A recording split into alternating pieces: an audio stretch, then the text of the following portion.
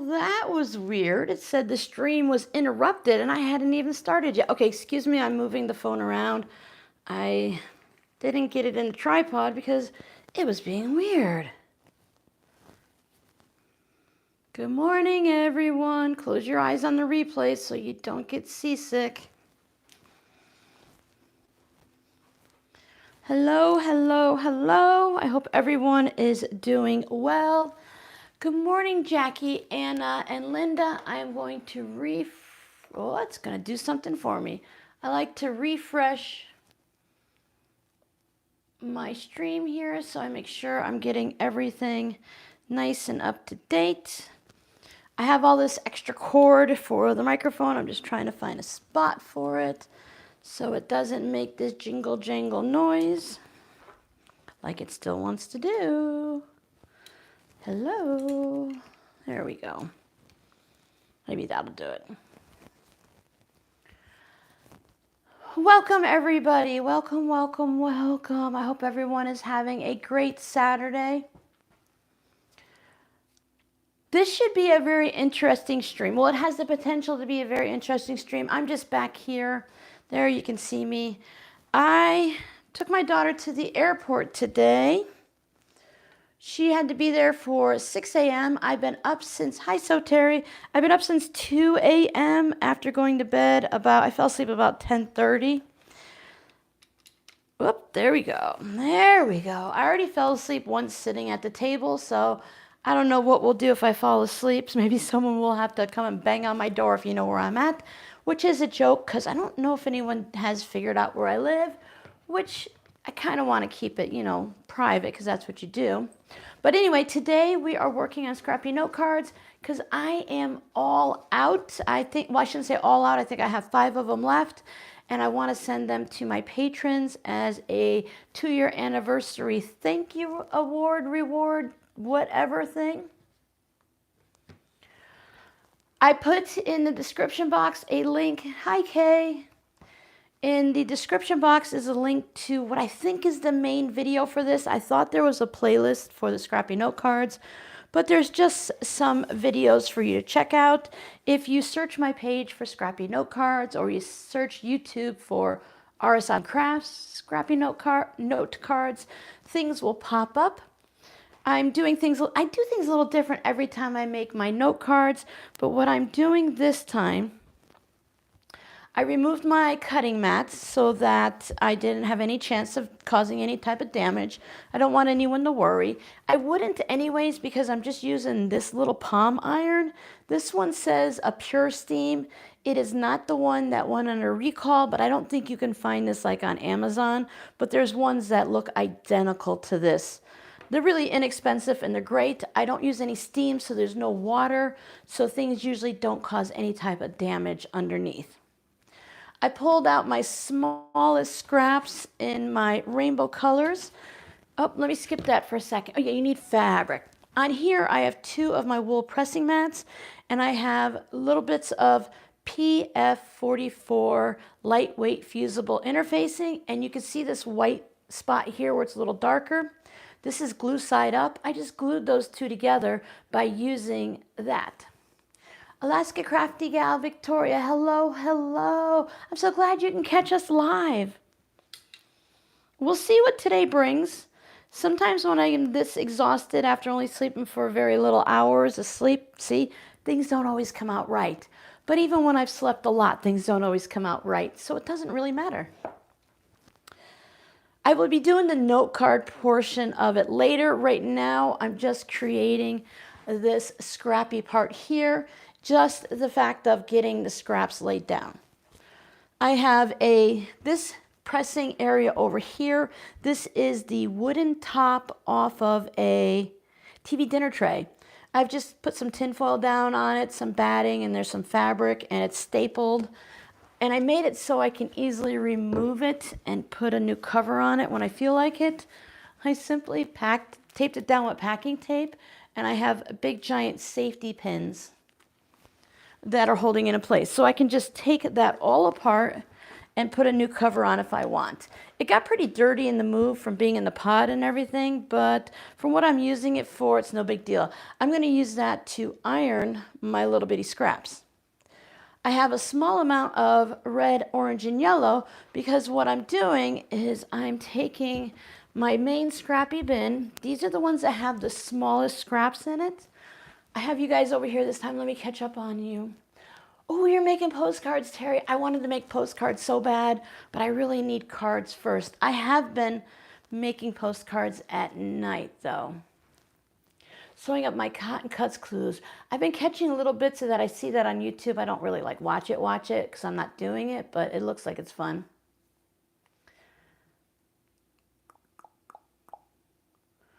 Found my, oh, you found your rotary cutters, Jackie. All, was it, I think there was 4 of them. Woohoo. Hi, Rose. All right, and if anyone is like me and you kind of saw my little Band-Aid on my thumb and you question what's going on, I just have, not to be, you know, you get that dry skin up here.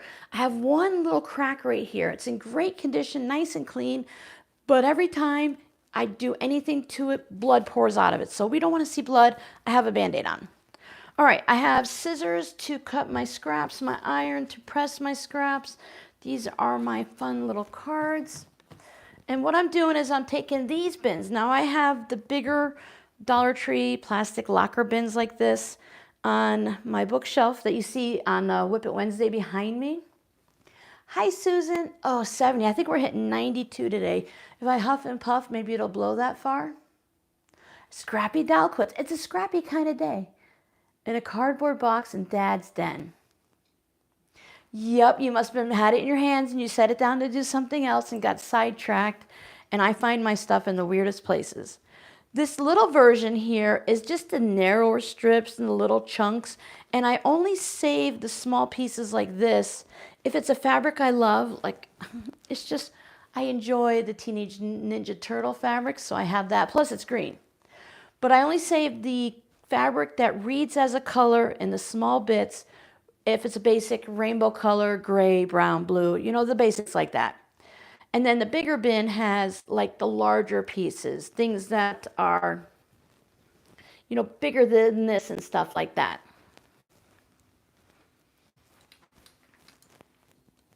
Hold on, guys, I gotta move you just a little bit more. There we go, okay. So I have that in the different colors here. And what I'm doing is I'm just dumping it into this bin. And I have these little containers from the Dollar Tree. And I'm just going through and I'm finding things that are smaller than what I would put in a, like a zipper pouch or something like that. And why not do the rainbow if you have it? These will be things that are smaller than 1.5 inches. Because 1.5 inches, well, there could be ones bigger than that in here, but 1.5 inches tend to go into my 1.5 inch strip bin, and I sort that by rainbow colors. But if I think I want to put something into like a zipper pouch, I usually try not to use it, but almost anything could be game in here. And I think this time, instead of, when I first started doing these, I would just put all my little crumbs and stuff all down and I would do that, but that would take forever. Do you guys know what movie that's from? Forever. Anyway, well, the family always gets stuck on that movie when that happens. I'm going to do strips this time because I started doing strips a couple times ago and it just makes it easier. These were just the cut-off ends because mostly I like the cards to go like this. And then in my tutorial, there's no stitching or anything on the inside of the card.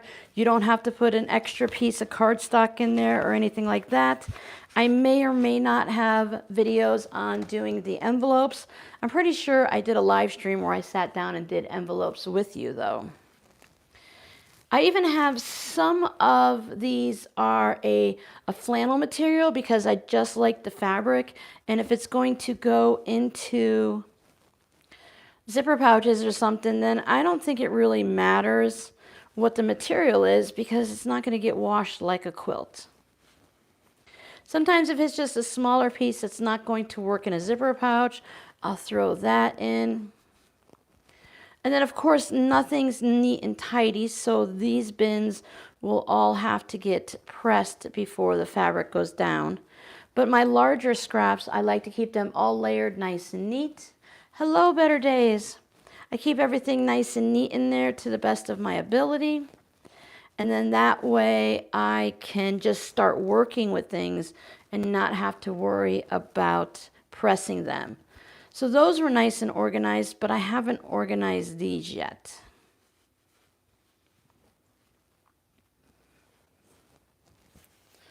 So that's what I'm working on.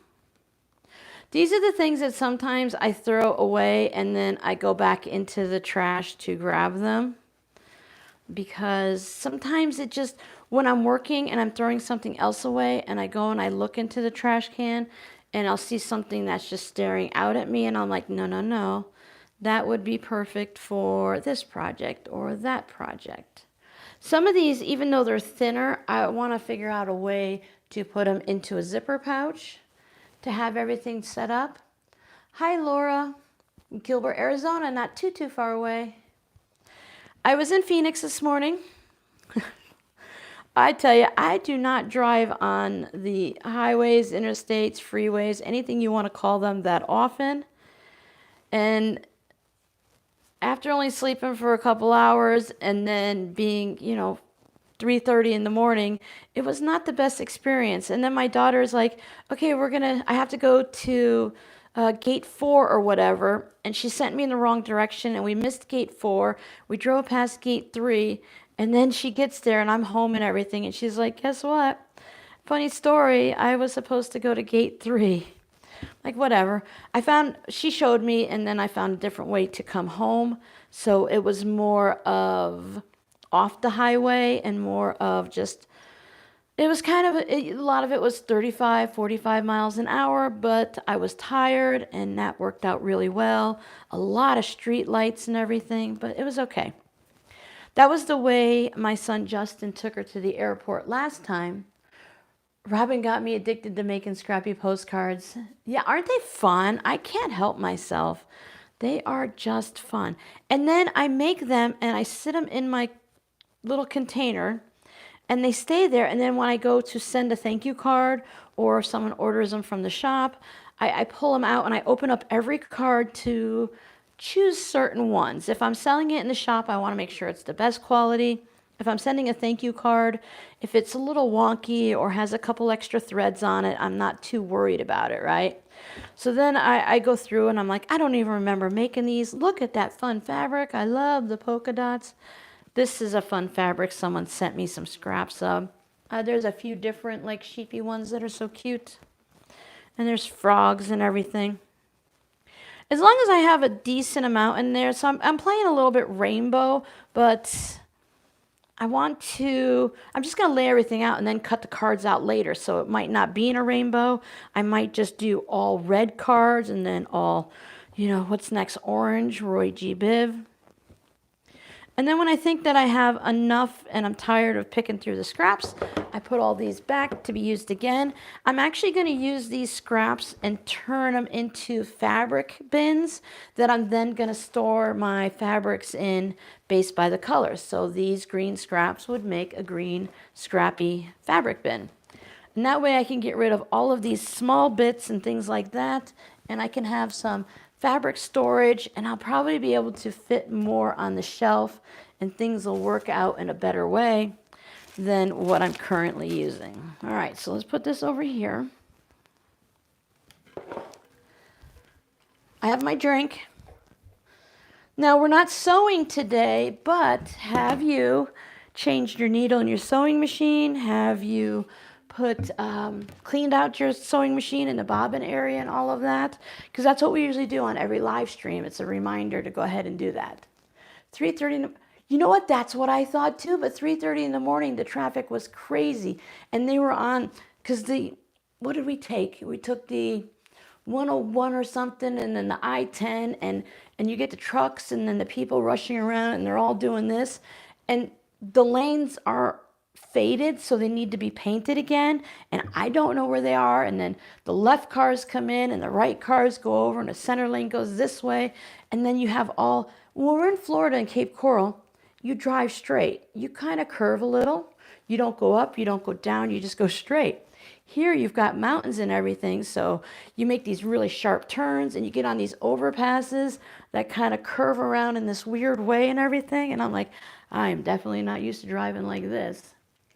Jody made it. I'm looking forward for some rain here, but I haven't seen any.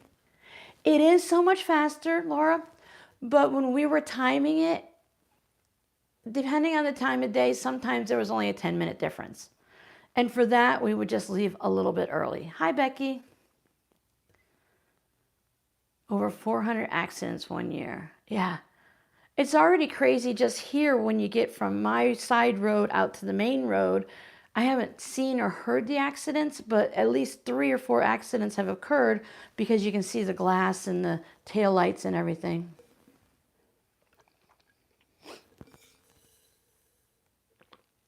Hi, Anna. Anna's still unpacking. I had a realization the other day. Excuse me, the water went down the wrong way. We got here at the last few days of February. It's only the beginning of May. I thought we were here for 6, 8, 9 months. We haven't been here that long. It feels like I've been trying to do things forever. So I feel like, hey, I have got nothing accomplished. I haven't unpacked everything yet, but we haven't been here that long. So I should have a little bit of a grace for myself that, hey, you got time, you got a lot done. Hi, Sue.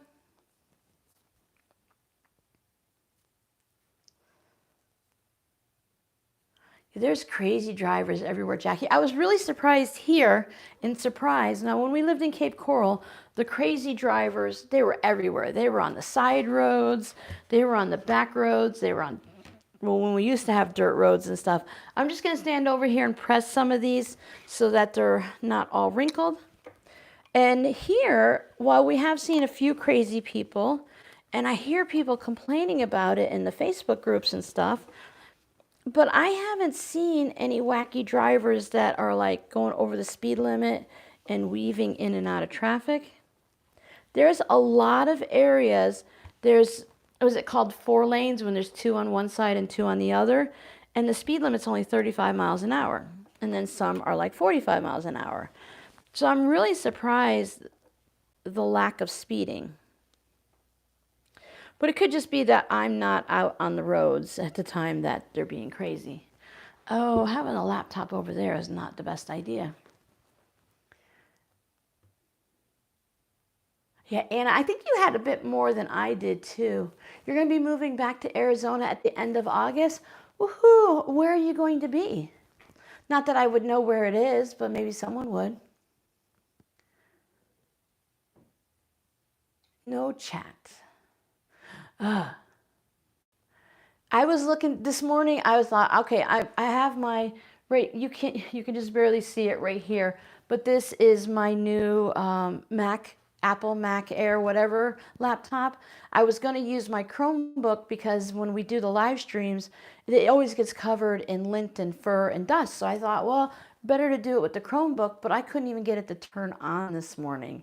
So I must have just had the right amount of thought to say, oh, okay, you better go get a replacement before something happens. Holiday, Florida, near Clearwater in the Tampa area. I know where that one is, Sandy. Yeah, they're crazy. They're crazy. And I still follow our local news on Facebook and on YouTube. And there are so many people running into buildings now. So many cars that are jumping the parking lots and ended up in the front of buildings or in the little outdoor seated area and stuff. Like, these guys are just, well, I have to admit they're mostly gentlemen, but it's like these guys are just crazy. I don't know what they're doing.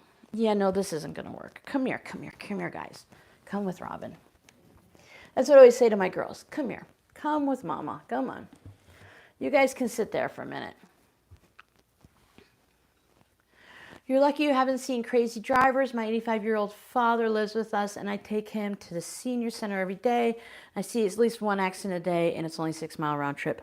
Yeah, I was just saying, I know it's me not seeing them because you know they're out there. Yeah, I downsized before I left my house. Ooh, this is a nice wide one. I don't want to use that because look how long that is. All right, this one goes back over into the red bin. If we need it, we can always cut it. That's why I have my scissors.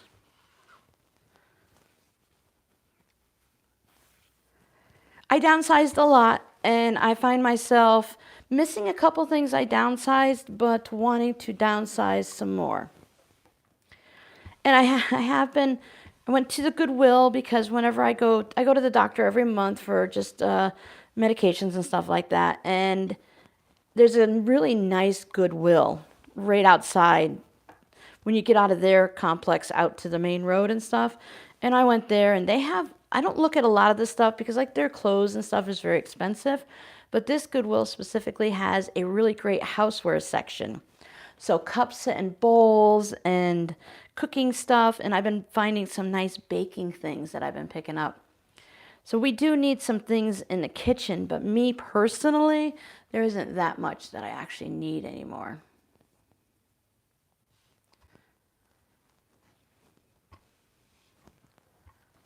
Oh, I guess I should say I have seen an accident because I had a fender bender here, but I didn't call the police and I didn't, my car just had a slight scratch on the plastic front bumper. I was actually sitting in a parking spot after getting my new laptop at the Best Buy, but I was sitting in the Barnes & Noble parking lot because it was empty, right? So there's a whole bunch of empty spots around me. There's the big cement things where the driveway is like, and then a parking spot. So I was in slot number 2. And this older woman comes in slow with a big old minivan, and I'm thinking she's going to hit me.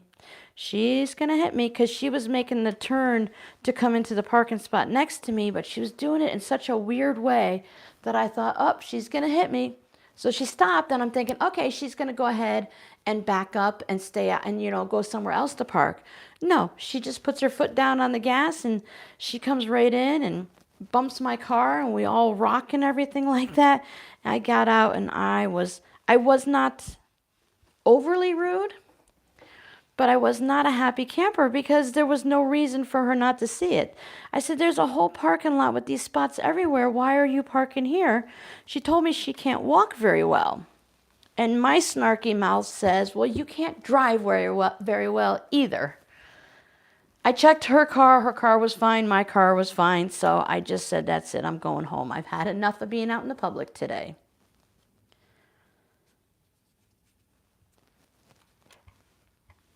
That's the crazy area surprise that I think of because some of the places, it's like really, like you're going onto these our highways, freeways, and interstates were always like off to here, and then you had like your neighborhoods and stuff. But around here, the neighborhoods are built right around those and everything. So you're going to be sitting at like Target or Lowe's or Walmart or something, and you've got, oh, that's really hot, the freeway and everything right there. So it's just so weird to me I'm not used to it weird that there's all this crazy going on right there, and people are all in these parking lots and cars are zooming around and ay, ay, ay. Hi, Beverly.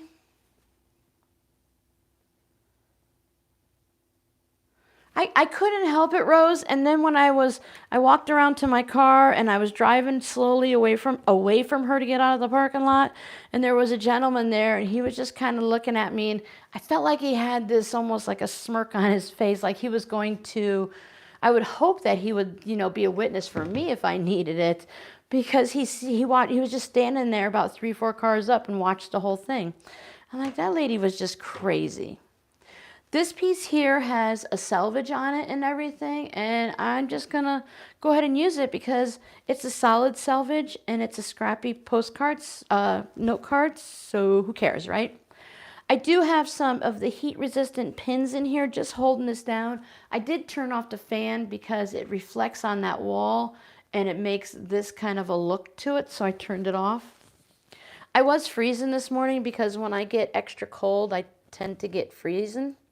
So I'm just going to put these over. And it doesn't even matter if my fabric goes past the fusible interfacing because I have to do other things still.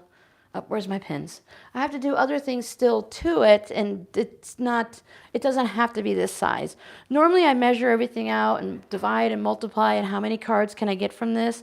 And today I just said I've got 2 wool mats. Let me just do the 2 of them. So I laid it out this way and cut it versus the long way. There, that'll hold that. And I use this one because it's nice and small, and that allows me to press certain areas without doing a lot. And you know what? If I want to do, I think I want to do red straight down, so I don't think I want to do this anyway. Not what happens when you're talking so much. I think I want to just do a red stripe down first. And I want to do colors of the rainbow before I do a rainbow colored thing, if that makes sense. I just did my decorative stitches with a postcard on the back. I wasn't thinking, was I? You mean when you quilted the fabric down? No, not really. But you know what? It all works. I don't do these cards that often, so when I go and I work on them, I tend to do something wrong. Now I don't want to spend a lot of time picking, but it's kind of a little bit of a darker, so I thought I'd get a little bit of a lighter. Now someone asked me why I don't trim these down to make them all even and get all the raw edges off beforehand like this. Mostly because, one, it takes a lot of extra time if I have to do this, and 2, it's a waste of time and energy because I have to take it from here, press it all, which could cause some of them to fray a little, cut them, a little bit more fraying. Then I have to sew all this fabric down, so it's constantly going through the machine with like 1/4 inch matchstick quilting. It's going to fray again.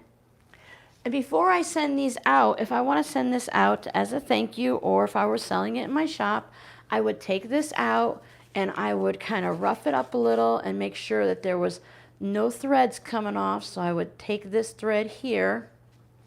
Sorry, I took all my nails off too. I would remove all of this and double check to make sure everything looks good before I send it out in the mail. So I go through and I have the checks and balances and the control and everything like that. So it just takes too much time. I rewatch a lot of my videos, Jackie, because I always forget. Like, how did I make that? What were the measurements that I do? All right, we'll see you guys later, laundered cotton quilts. I don't know why I talked like that, but I did. My apologies. Yeah, that's it. Both sides are decorative. If you're not writing on the back of it and it's just going to be an art card, then it really doesn't matter.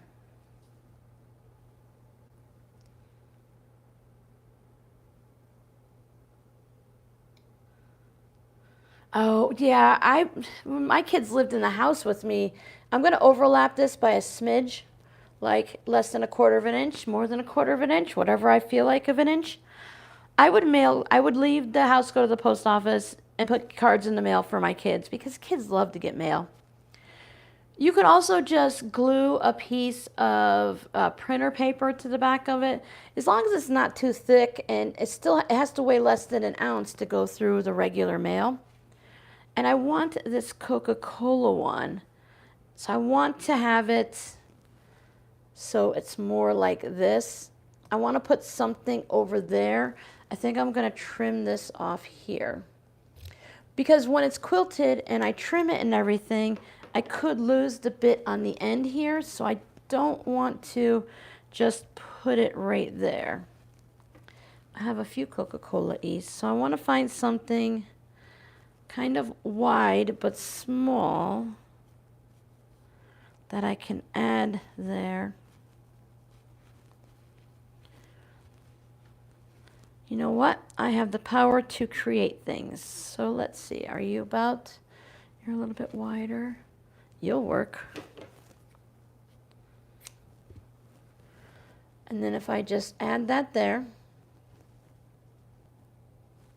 I mean, it's scrappy anyway, right? And there we go. Now I won't lose it on the end. Bowl cozies. Yay! We all love bowl Rosie's Sunbonnet Sue quilt blocks. I was going to pull out an applique kit, one of the ones that I was going to do with the move and everything like that, but I decided that that would like involve like sewing and thinking, and then if I had to answer questions about it, oh, that was not going to be a good day for me. I'm going to tuck this under. And once I get a section done, I like to go ahead and just hit it with the iron when I get like a good iron sized chunk, and then I don't have to worry about it. So then I have this. Put that on there and trim it off again.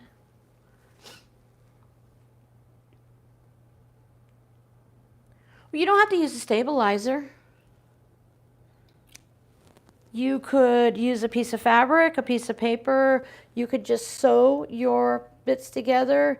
You can glue them down, spray glue them, regularly glue them onto whatever. I mean, everyone does it different. If you watch, this one has the fringe on it, so I think I want to keep that fringe because I don't know if it's a selvage. It looks like they tore it instead of cutting it, but I'm going to leave it like that because I like it. If you look up on YouTube the scrappy fabric, note cards and stuff, or quilted cards and everything, people have all different versions and stuff. So you can do anything that works for you. Oh, yeah. Better Days, I'm sorry, we gave away a sewing machine and we called your name and you didn't answer in 2.5 seconds, so I decided to give it away to someone else. Just kidding. We're just rambling. Nothing else. Oh, batting. Yep, you can use batting if you want. Whatever. I use it for when I make my... I have to be careful. Like, as I was saying it, I'm like, I hope you take that as the funny joke. I'm really exhausted, and that's just what comes out. And I don't want to hurt anyone's feelings like I'm being mean or something. But yeah, no, we were just having fun. I do have some sewing machine stuff that, like appliques and stuff that I want to make to put on postcards to give away and stuff like that. But yeah. Okay, everyone's good. All right, phew. I use batting for my postcards. I also use this. I made another postcard the other night. I'm trying to learn how to behave and I just can't seem to do it. I have been working too late, like doing the fabric postcards up until like 10 o'clock at night and stuff, and that's just, I'm burning myself out, but I just can't settle down. So I made these two.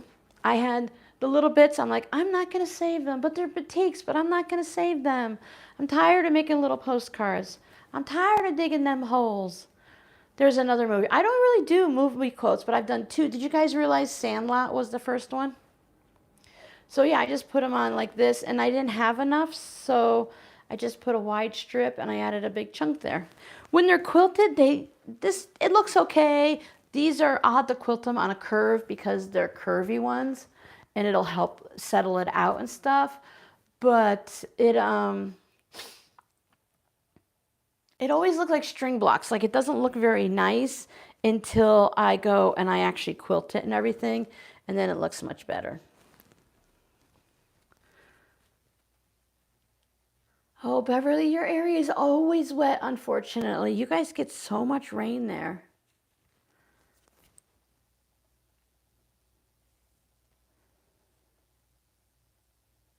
Oh yeah, I have a lot of private playlists underneath I have my playlist, and then I have a ton of private ones that I save things on.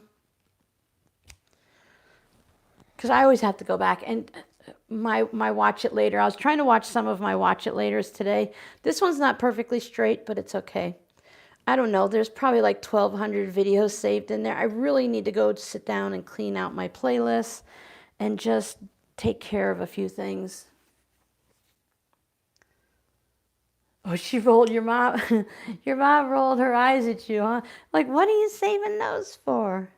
My grandmother saved everything, and that's probably where I picked it up from. Plus, even just like on my own, fabric is expensive. And look at how many things I've made with things that you know, you throw away in the trash bin and stuff. And I go back in and I pull things out and I make the postcards and zipper pouches.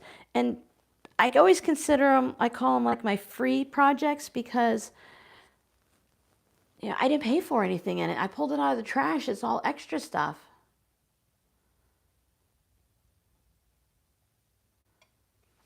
Yeah, the color wash quilt by Terry Rowland. I have not made that quilt, but I've made that style of quilt in the past, and I love it. It's a very fun quilt. So I have a bunch of this already in my stash. I know this is old Walmart fabric from way back when. So I'll cut this and I'll tuck one in or just put it right over there. And I'll pop one in there. Here's some polka dotties. Oh, they're just barely wide enough. Sometimes if I put things on that aren't wide enough, I have to go back later and I will just take a glue stick and put a piece of fabric on top of it. And then I'll go ahead and stitch everything down and it fixes my problem. Zarighty. Oh yeah, and with clothes, you have a lot of leftovers. You have to do something with it.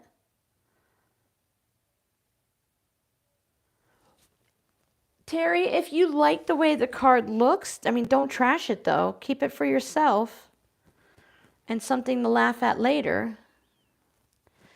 And then make a new one. That's how I have a lot of weird zipper pouches where the zippers don't close all the way, or there's a piece of batting sticking out that you can see. I don't care, it works. It works for my purposes. Oh, that's exciting. Big boxes from friends with scraps, because it's never anything you've ever worked with before. And it's a lot of fun just to play with someone else's fabric because it's all new to you. And scraps, I like scraps. I really do. And even when it's a fabric that I'm like, ooh, I don't think I would have purchased this fabric. The scraps are fun though because they're tiny and you're not seeing all of the scary ugliness. Now this is the same fabric as this one. I have no problem putting two pieces together. Look, I just sewed it together. Sort of. We can call that sewing. I'm going to leave this a little zigzaggy jagged like that because I'm going to go ahead and put the next color, my orange, on there. And if it ends up on a postcard that has a little bit of red with the orange, I'm not going to be upset with it. I think it's going to be a design element of fun. Oh, okay, good, good, good, good. Yeah. Don't throw away. Keep everything. Take it out of the trash. I go through. If I were, I've been invited to go hang out at some quilt shops to do their like monthly sewing and stuff. I've mentioned it before, and I'll say it and I'll say it and I'll say it to keep telling myself you need to get your butt out there and do it. And when I do it, I'm going to be nice for, maybe I'll be nice for the first day. Then I'll be like, hey, can I go through your trash? Once they get to know me, they might be like, here, Robin, have my trash. Or there might be someone there that already takes, you know, the trash. So I'll just wait my turn for another day. I've seen people throw away like 10-inch squares. They don't work with anything. They don't work with charm squares. Once they start cutting into their fat quarters and stuff, they throw it away. I'm like, that's not even, that's like leftovers. I don't even know if I'd call it like scraps. You know, I don't work with anything that's small. Nothing less than, you know, 5 inches. I'm like, well, I will take it for you then.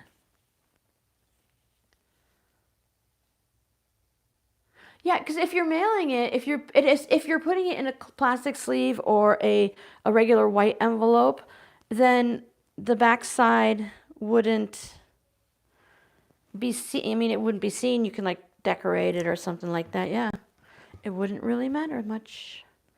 All right, so I'm just filling in. Now this one is got threads all over it, and it'll be fine. Sticks to the Band-Aid is what the problem is. So I have some thin bits Apparently I cut just enough red fabric.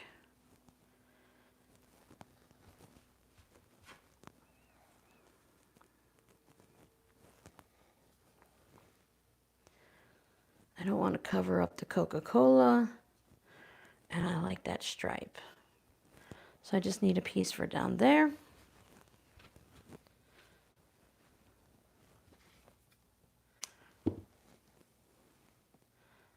All right.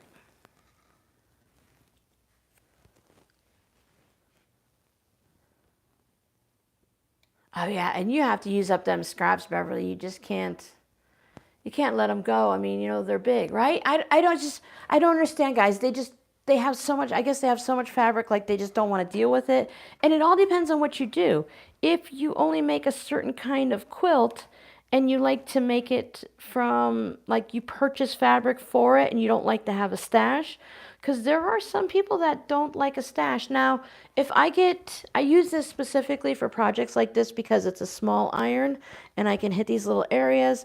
And if I get fusible on it, it's not a big deal. I would not bring out my big iron unless it was the only iron I had on hand. And then I might put a pressing sheet on top of it, one of those copper sheets, just to keep it clean. So I just do the tap and tack and get everything down to hold it in place. I'll hit it again, and then afterwards I will, 1 second, Laura, I'll answer that in a second. And then afterwards I'll turn it over from the other side. I'll do it more from this side, because you guys might know that the interfacing and fusible fleece and stuff, it doesn't like to be pressed from their side. They like to be pressed from the fabric side. I collect, I collect 1.5 inch strips. I'm just going to go over here and grab my bin so you could see what I'm doing. I'm on the black shelves behind me. I was doing a project with my patrons and it called for 1.5 inch strips. So I pulled out all of my rainbow colors and I just started cutting strips. And then more and more we were doing projects that required it. Plus I do my binding, I do the single fold 1.5 inch for small projects. So I just keep saving them all in here. So these are my main ones. So if I have my rainbows and then I have, you know, whites and grays, and this is leftover binding from something or other, blacks, browns, pinks, and stuff like that. So if it's a 1.5, that's technically the smallest project usable size I'll do. But then I save these strips for projects like this. Now, a lot of these strips I've had for a while, but I'm trying to get to the point where 1 inch is usually the smallest I'll save. Unless I absolutely love the fabric, then I'll save more. I used to keep everything, but then I ran out of room and I didn't use everything. And I'm finding that I'm changing how I feel. I have so many generous followers that send me their scraps. I've purchased scraps on Etsy. I've created scraps on my own, that I don't have to save every little bit. I can't use every little bit. Oh, probably about a year ago, I stopped saving every little bit. But then again, I told you I dig into my trash and pull things out. A 1.5 inch wide is like my favorite scrap to play with, though.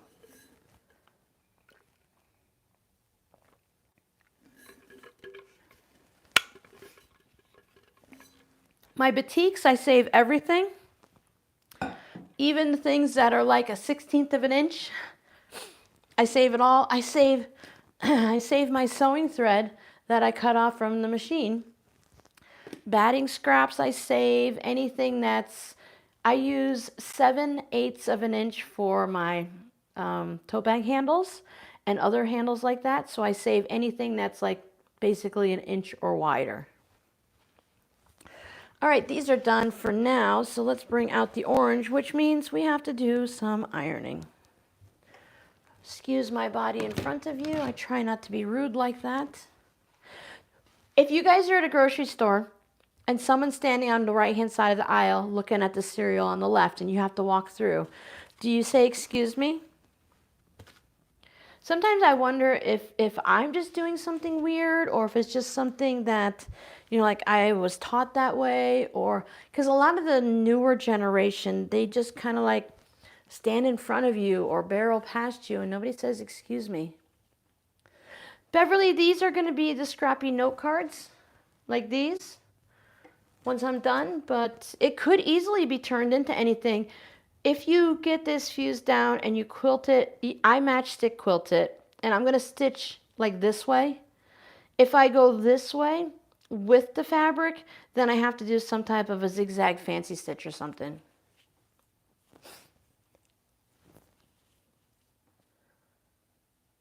Yeah, it is, Laura. It is. But my problem is can I use it? Rainbow colors, I try to save everything, except I'm getting a little more partial with the particular about the blues because I have so many blues. But once I make all the little fabric bins to hold my scraps, I'll have used up a lot of this smaller stuff, and then I can start saving the smaller stuff again. Right? You have to say, excuse me, right? Oh, poor Sandy. And I always get stuck with that one group of people that you're going up and down the aisles with together. So you're always bumping into each other no matter where you are. And even if I backtrack, I always have to backtrack. I always forget something. I have this issue where when I'm shopping, I look at the left side of the aisle and I always forget to look at the right. And then I have to go back and get whatever was on the right side. So like this, I saved these little ones. I love this orange. And it works for something like this. Now, I wouldn't use these, I wouldn't say I wouldn't, because I have, but I've changed up the way I make my zipper pouches, and I can use these for cards and fabric postcards. So you've seen what I've made fabric postcards with, so I shouldn't say, you know, this is, I don't save everything. Mainstream, my basics, what I save is 1.5 inches. But I mean, I have all kinds of postcards sitting here that are just waiting for me to finish up. So I have my Christmas ones. You know, you have to save the random bits like the ho ho ho. That's something special, so I save that. There's some more Coca-Cola bears. So I save a lot of just random little thin bits if it has something of interest on it, that I find that I can use it for something to add a little character to it. But otherwise, I mean, that almost looks like a house. Otherwise, I do tend to, some things I will just toss. And I won't go back in the trash. It doesn't bother me. I think nothing of it. But I do, and I save leftovers of projects too. So, I mean, here's the ones you guys saw. I mean, these are the batiks I saved, and they were trimmed off just the little smidgens. They're, because from the beginning of your finger to your first knuckle is generally 1 inch, so it's smaller than 1 inch. I have to save certain things, and other things I just have to let things go.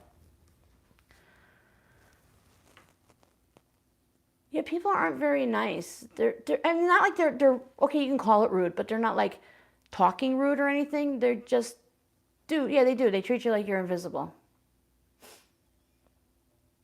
Oh, I've been doing the Walmart delivery. Oh, Walmart delivery. We talked about how my son and I split Walmart delivery, and I said we paid $50 for it. And you guys said, but Robin, it's $100. That's what we paid. And I'm like, I thought we paid $50. And so I asked my son Justin about it, and we did pay $50. When we got it, it was October. So it was a back to school, back to college special, and it was 50% off. So we did only pay $50 for it. And since we paid for it, and I put my 25 bucks in, I decided I'm just going to go ahead and order my Walmart groceries here and then go to the other stores, because it's really crazy here. Sometimes the roads will be totally empty, and then you'll go into Walmart and it's bumper to bumper. The parking lots are full. I'm like, where did all of these people come from? And I'll go from store to store, and it'll be different people. And Target's full, and Fry's is full, and Walmart, and everyone's full. I was telling my daughter this morning, it's been a long time. It's been weeks since I went to a Dollar Tree. I use small 1 inch for slow stitching. Yep, so that has a purpose for it. Just to save it for nothing, I'm like, eh. Oh, thank you. Yeah, I love the batiks. I have to save them. No, my kids have manners. They open doors for people. They say excuse me, and they also act invisible and are rude, so they're kind of a mixture. But my kids are, Robbie's 25 and my other two are in their 30s, so. But I was raised old school. They were raised old school. If I was ever caught being rude, you definitely got the boot. So these are going to end up most likely being uneven, like there might be more orange than other ones. And I'm not going for a particular, although I would like to add note cards to. I'm going to have a big update coming up next Wednesday. So check out my Whip It Wednesday video. I've made a lot of decisions. I've done a lot of thinking. So there's going to be a little bit of a change up here, but don't anyone get scared or worried. We're still staying. I'm not going anywhere. But I do want to get some more things in the shop. And I've been wanting, you guys know I say it all the time, I want to put the rainbow things in the shop. And I want to do a set of rainbow cards also like this. So if I have a bunch, I'm not worried about it. But these are going to be going to my patrons first. And then I think when I work on the things for the shop, I will just take an orange fat quarter and I will cut, or I'll go into my 1.5 strip bin and I will cut those and make everything, because not everyone likes the weird scrappy. They like everything lined up. And those of us that like the weird scrappy, we usually like it lined up too, so it works out pretty good. Customer service is so hit and miss. Yeah, our Walmarts, they're like, oh, this is the busiest Walmart in the area. It's the busiest Walmart in Florida and everything. And I just must be going at the right time, because here it doesn't matter what time of the day you go, it's always busy. And in Cape Coral, Florida, and Fort Myers, when you went, if you went at like before 11 a.m., it wasn't busy at all. There was times where I was the only person in the neighborhood Walmart until they put a, I don't think it's, is it Men's Warehouse where they sell men's clothes and fishing poles and all of that? They put that in, they took out a Michael's Moved, and then they eventually put that in there. And now you can't get in that parking lot for nothing, because that store is always packed.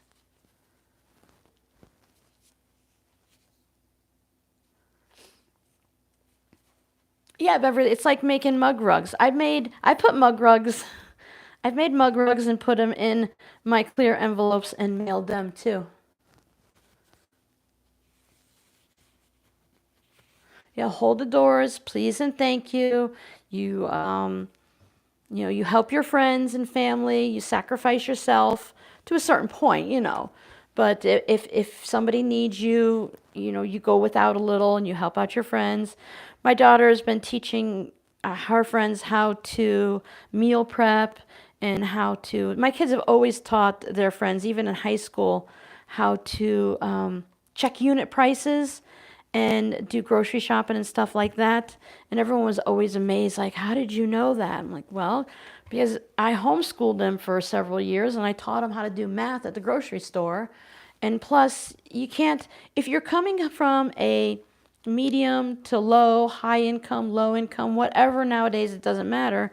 But you need to know how to figure out, should you buy the big bag of rice or 2 small bags of rice? Which one's going to save you money type thing. All right. Well, that's going to burn down the house, right? See, this, I have to be careful. This isn't too bad, but I was not paying attention enough. And I have clumsy fingers. But when I'm tired, I have to be really careful for safety reasons. I could do some damage. No rotary cutters today. Right? And why should I stand? Why do I have to stand at Walmart forever? And when I get up there, someone's having a bad day and they take it out on me, and they're like my kids' age and younger and stuff. I think you should have a certain age to be in customer service. You should have a certain already personality and skill set. If someone is super grumpy, please don't put them out in front of the public like that. And if I get accused of stealing one more time, I might just have to do a smackdown.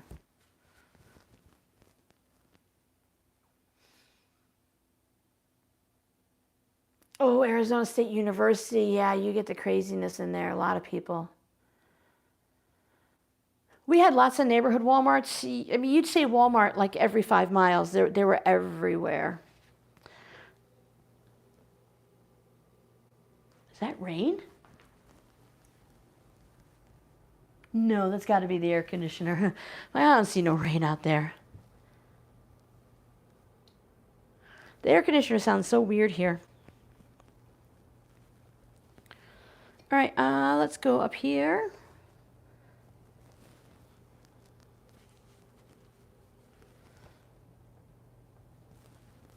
Just fill in the blanks a little. Oh, see, I even have pumpkins. I don't care. It's orange, so that's what we're going to use.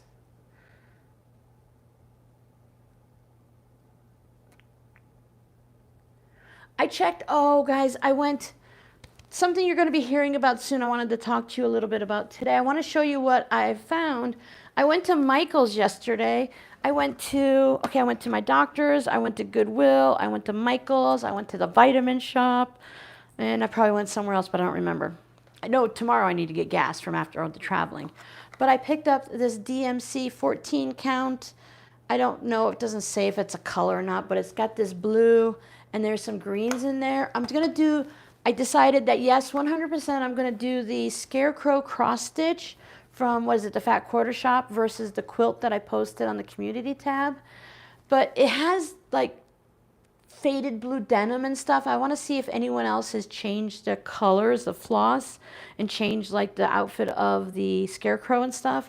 I'd like to put them in maybe a pink or purple shirt or an aqua shirt or something like that, and some dark blue jeans. But I needed to be home to do the. There's a way you can see if these 5 colors are in blue, you go to the same color range in purple and you choose them out that way. There's a whole process that, I'm sorry I can't teach you, but you can see it in the cross stitch groups and stuff. But I wanted to pick up some of the floss, and that Michael's, it has stuff on every shelf. All the shelves have things on it, but there's like nothing in the store. Even my daughter's like, it's weird. The Michael's is full, and it's nice because it's like a mile from my house. Well, probably a little more, and they didn't have anything. I can't get the floss there. I'm going to have to order it online or go on to Etsy and get it, because I didn't want to pay for the bundle if I was going to change the color. Plus, the bundle would cost a little bit more than just buying it myself.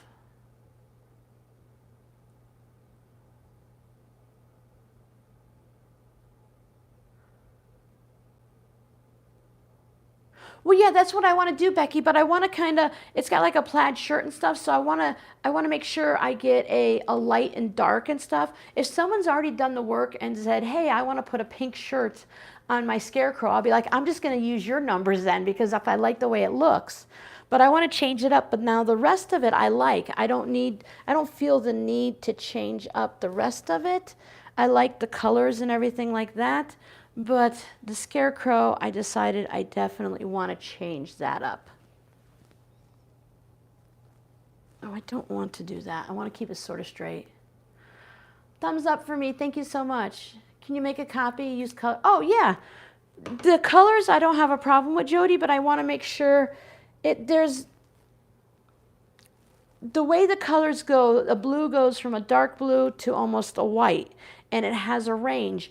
And when color number 1 and color number 10 of the blue are used, so you want that 9 number difference. So if you go to the pinks, you choose number 1 and number 10 in the pinks, and you'll get that high contrast. Because the way DMC does it is you can do that. You can swap one color family for the other, and it does it that way. It's a real easy process, but I can't do it when I'm standing inside Michael's and the one lady's asking for leather needles, and the other lady's like, I don't know, there's a whole bunch of needles right there. And I'm thinking, why doesn't someone just Google it? It'll tell you what number to use for the leather needles.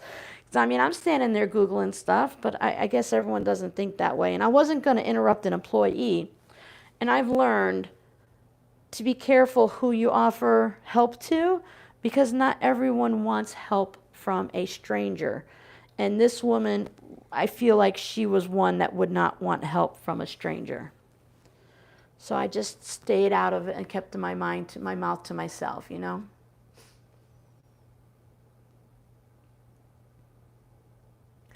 I have tons of floss on hand. I actually have some.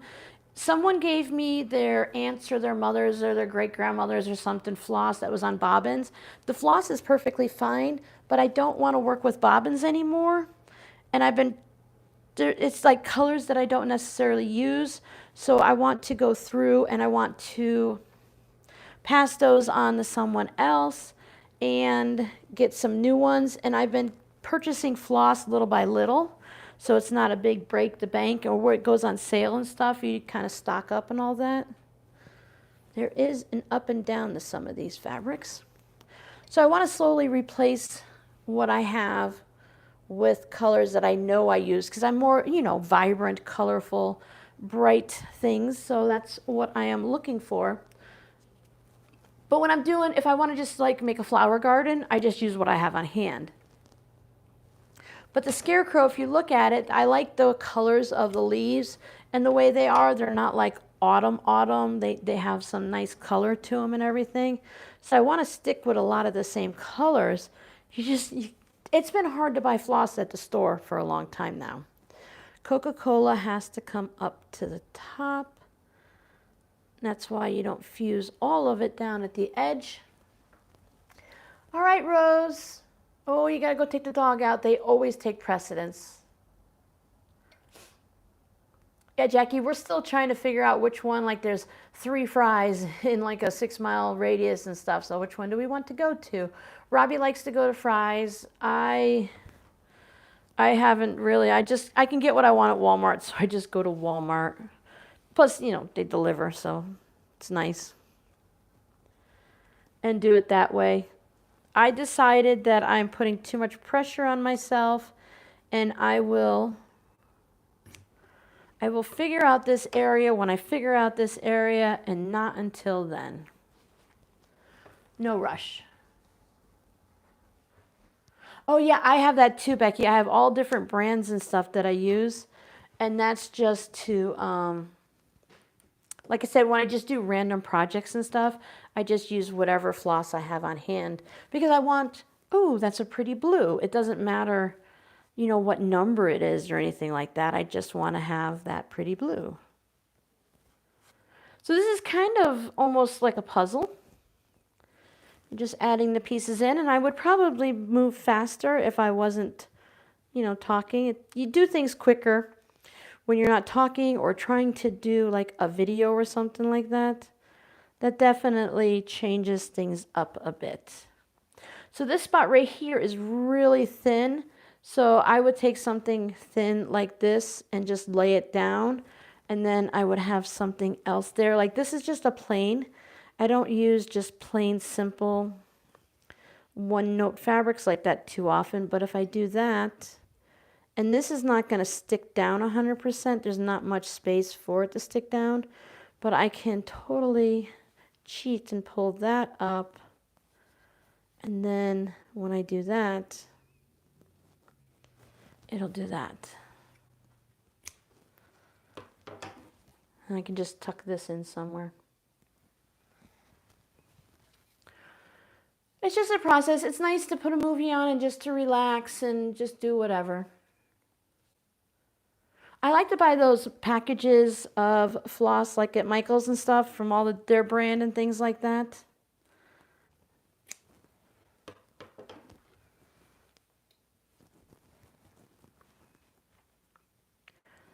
I love variegated, especially for doing like flowers and things.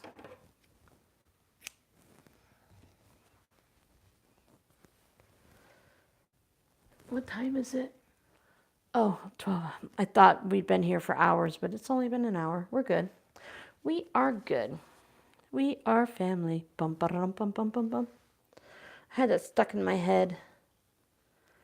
Certain ones that if I really like the fabric, like the Coca-Cola, this one has this nice turtle fabric. This is American Samoa fabric, so I like to put that up at the top. It's always very pretty. And even if this card and this card happen to be in the same chunk, I don't worry too much about it, because come on, it's a scrappy card. If we really start stressing out that much, I'm going to be in so much trouble. I will be here until next live stream.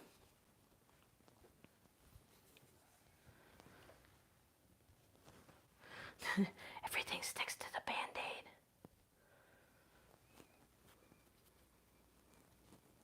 And Band-Aids, like if you need a Band-Aid, right, it's great. And even the waterproof ones are not really waterproof. Because when you have to do dishes, the Band-Aid's going to get wet and you're going to have to get another one. There's no way around it. I'm going to double up there. I don't care because those two are the same. Oh, cross stitch is very difficult for me, but I'm going to bring out my magnifying glasses that I have. The ones that go up on my forehead and stuff. I showed them a while back in a video. You'll see them again because when I do the scarecrow, I'm going to do it during some live streams too. So I'll show you the fabric all unrolled. I'll show you how I start it. I mean, most of you guys already know anyways, I'm sure. I'll show you my glasses again, and my little magnifying thingies. We will do all of that together.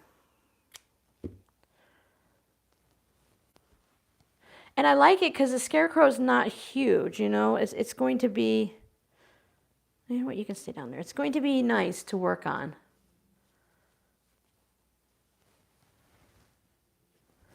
All right, we're going to start getting into the yellow, but I want to put a couple. I have some of these little small bits. If I have an uneven end, I usually try to tuck it underneath somewhere. So if I have all these little bits, I can use up.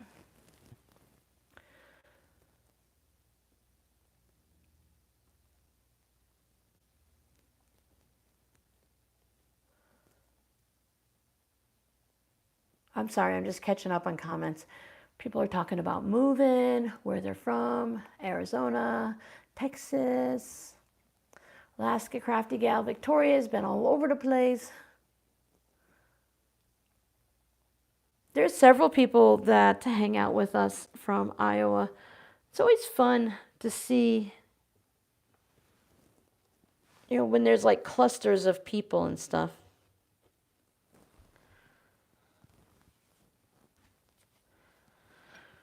All right. Oh, here's one.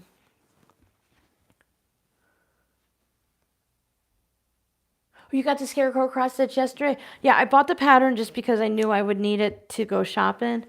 And I was trying to hold up and I didn't want to open up the container, right? Because if I don't buy it, someone else. And of course, there was one of those big metal stairs right there. So I got my way was blocked and I couldn't see a bunch of stuff. But I was trying to find, I didn't want to do, I know it's for the fall and stuff, but I didn't want to do a beigey cream background if I could help it. I already do so many beigey cream things in my life that I kind of wanted something colorful there. That's why when I do the crafting stuff, I like a lot of color. All right, I want something for here. And then I come through, ow, itch, itch, itch. And I'll go ahead and hit these.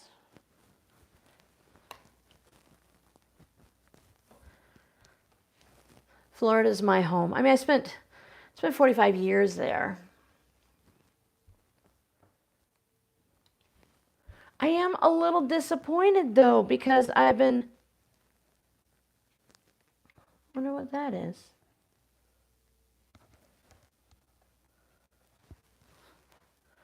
That oil or something? Just happen to have a piece of paper towel right here. Let's see.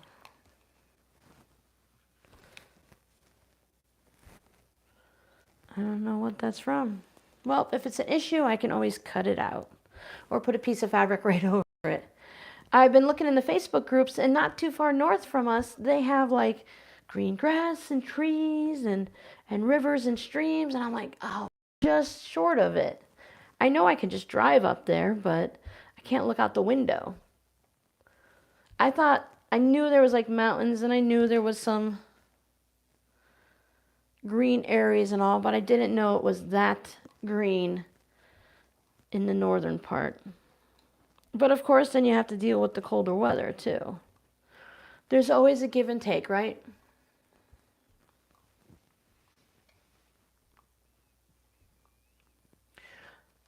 when I was young, my father's an only child, and my grandparents moved away from both families from Connecticut and moved down here. The families were getting, I mean, you're talking back in the 70s and early 80s. We moved to Florida in 82. But the families were getting into stealing from family members, robbery of stores, grand theft auto, drugs and stuff. So my father and grandfather and grandmother and everything. I had a little sister that passed away when she was 5.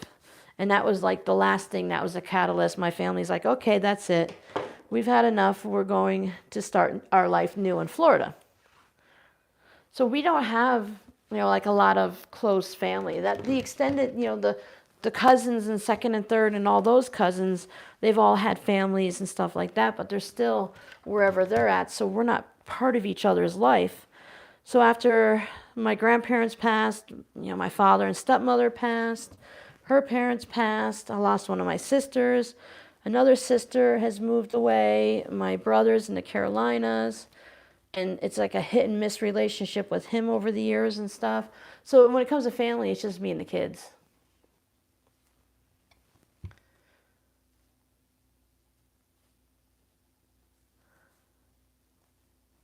We haven't been around. The whole thing of Miranda traveling and everything, I told her, I said, I am absolutely in awe at you.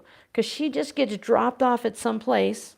She had to learn how to rent cars and different things with the plane and getting your seats and all of that stuff and to do this and that. She has to find her way around a new town, every month. And it's just like, wow. I'm like, you are amazing. I don't know. Yeah, that's small. See, that's the thing. I'm like, oh, I want to save this for something else. But it's too small. You have to use it for this. That is really cool with all the seeds in it. I think we'll just do the yellow and then we'll finish up for the day. I'll keep working on this. Thank you so much. Yeah, she had uterine cancer. My brother's older than me and everyone else is younger. So we've lost 2 sisters. My father lost baby to SIDS. It was his junior, so it was Robert Jr. And I can't remember, Rob lost one of his brothers. Oh, that's where it is. Found it. And it was either, one child was 6 months and one was 9, and there's no one here to tell me, which one was which. Ugh, gross, I don't know what that is. Oh, I bet you there's adhesive on one of these somewhere. That's all right. And so he lost his son, and then he lost a daughter just before her 5th birthday, and he'd already passed away, and my grandparents before my baby sister, she was the youngest, she passed away it'll be 2 years in October. I'm 55, so she was 45, 46 when she passed, because she's 8 years younger than me. You just can't avoid cancer now, can you? I just hope with all the crazy stuff that they do in the future, I would rather have them cure cancer than invent flying cars or cars that can drive on their own, because that's not doing very good right now, is it? Giovanna, 50 lashes with a wet noodle is what my grandma always said. Grandma wasn't Italian. I'm not really sure where she picked that up, but I don't know. We always thought a wet noodle was like a stick from out in the yard or something, one of those wispy ones.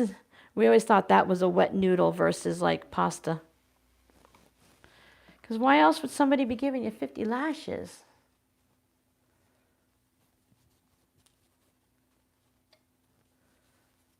Lost 2 siblings as well, both sudden. Thank you, Laura. Yeah, it's really hard, 50 lashes, you got it too? Yeah, we got 50 lashes. That was up in Connecticut. We always heard 50 lashes. So you figure in the 70s. Did you guys see that first of all, the 70s, like crochet colors and stuff have come back. And now the 80s colors, I was watching the WODs here on YouTube, and she was doing a walk through Target, and she was showing all the different colors of the 80s stuff that's coming back now. I liked the 80s. I can handle those colors. Grew up in Tucson, lived in Flagstaff for 3 years, moved back to Phoenix. I've been somewhere in the valley ever since. I think, thank you, Terry. I think, like in Florida, we had like Lee County, and it's kind of like a tri-county area and stuff. So like if you stayed in that area, it's not like you never moved away. You know, you're still in that same area. But then if you go to North Florida, I don't know if it's the same thing here in like Arizona, if there's which way is which. Let me tell you, I know where the sun rises and sets, and that's about it. You get me spin around on a road, and I don't know north from south. I have to pull up Google Maps all the time. Conversations around this house are like, oh, it was so exciting. I made it all the way to so and so without having to pull up Google Maps. I'm like, okay, great. Our lives are real boring right now. Hey, I didn't get lost. My daughter went somewhere and she's like, I have no idea where I am. I said, pull up your maps. She says, it does not help me. I still don't know where I am. So I call it the Find My Friend. I call it Stalk My Children. So they let me know where they are. So like if I want to talk to them and they're at work or something, I don't bother them and stuff like that. So I'm like, okay, you're over by. And she's like, oh, okay, that's what I'm near. I'm like, yeah, that's where you're at. She's like, okay. Thanks, Mom. Like, I don't know where. When we first got here, I was in the Sam's parking lot and my internet on my phone went down. I'm like, well, I'm just going to have to sit here because I have no idea where I'm at and I don't know how to get home.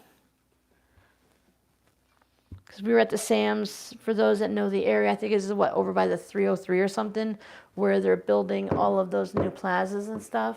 I'm looking forward for all of that.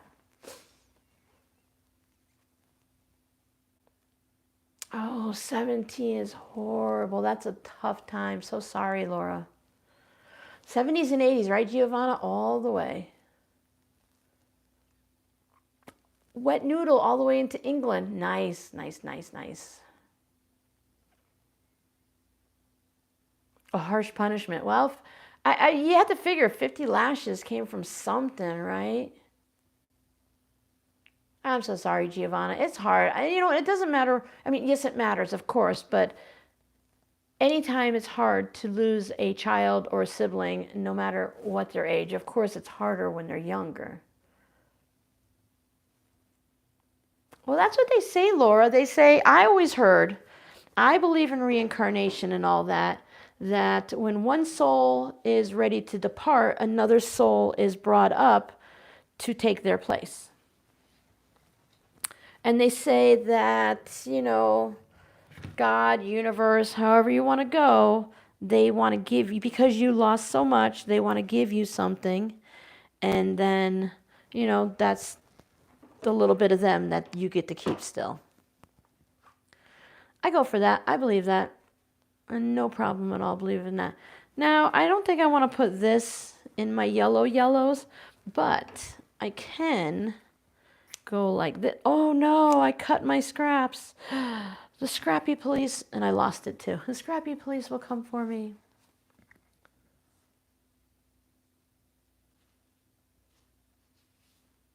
Exactly.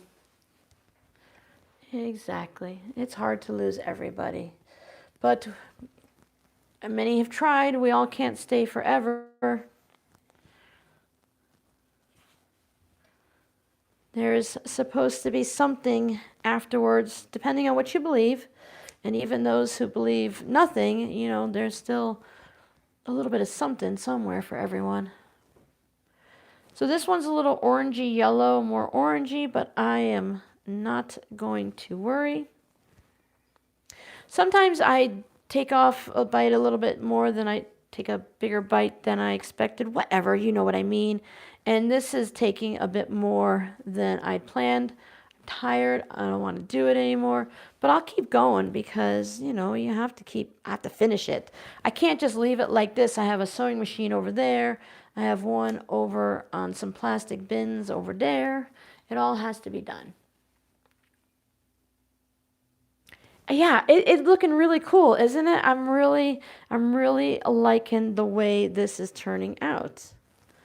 I am having fun, but I think I need a Pepsi. I don't drink soda, but I think I need a Pepsi. Oh, look, this one has an angle, and this one has an angle in the other direction. So I will combine the two. And look, I made a half rectangle, triangle, block. Look, I got it. I even got the words out. Dun, dun, dun, dun.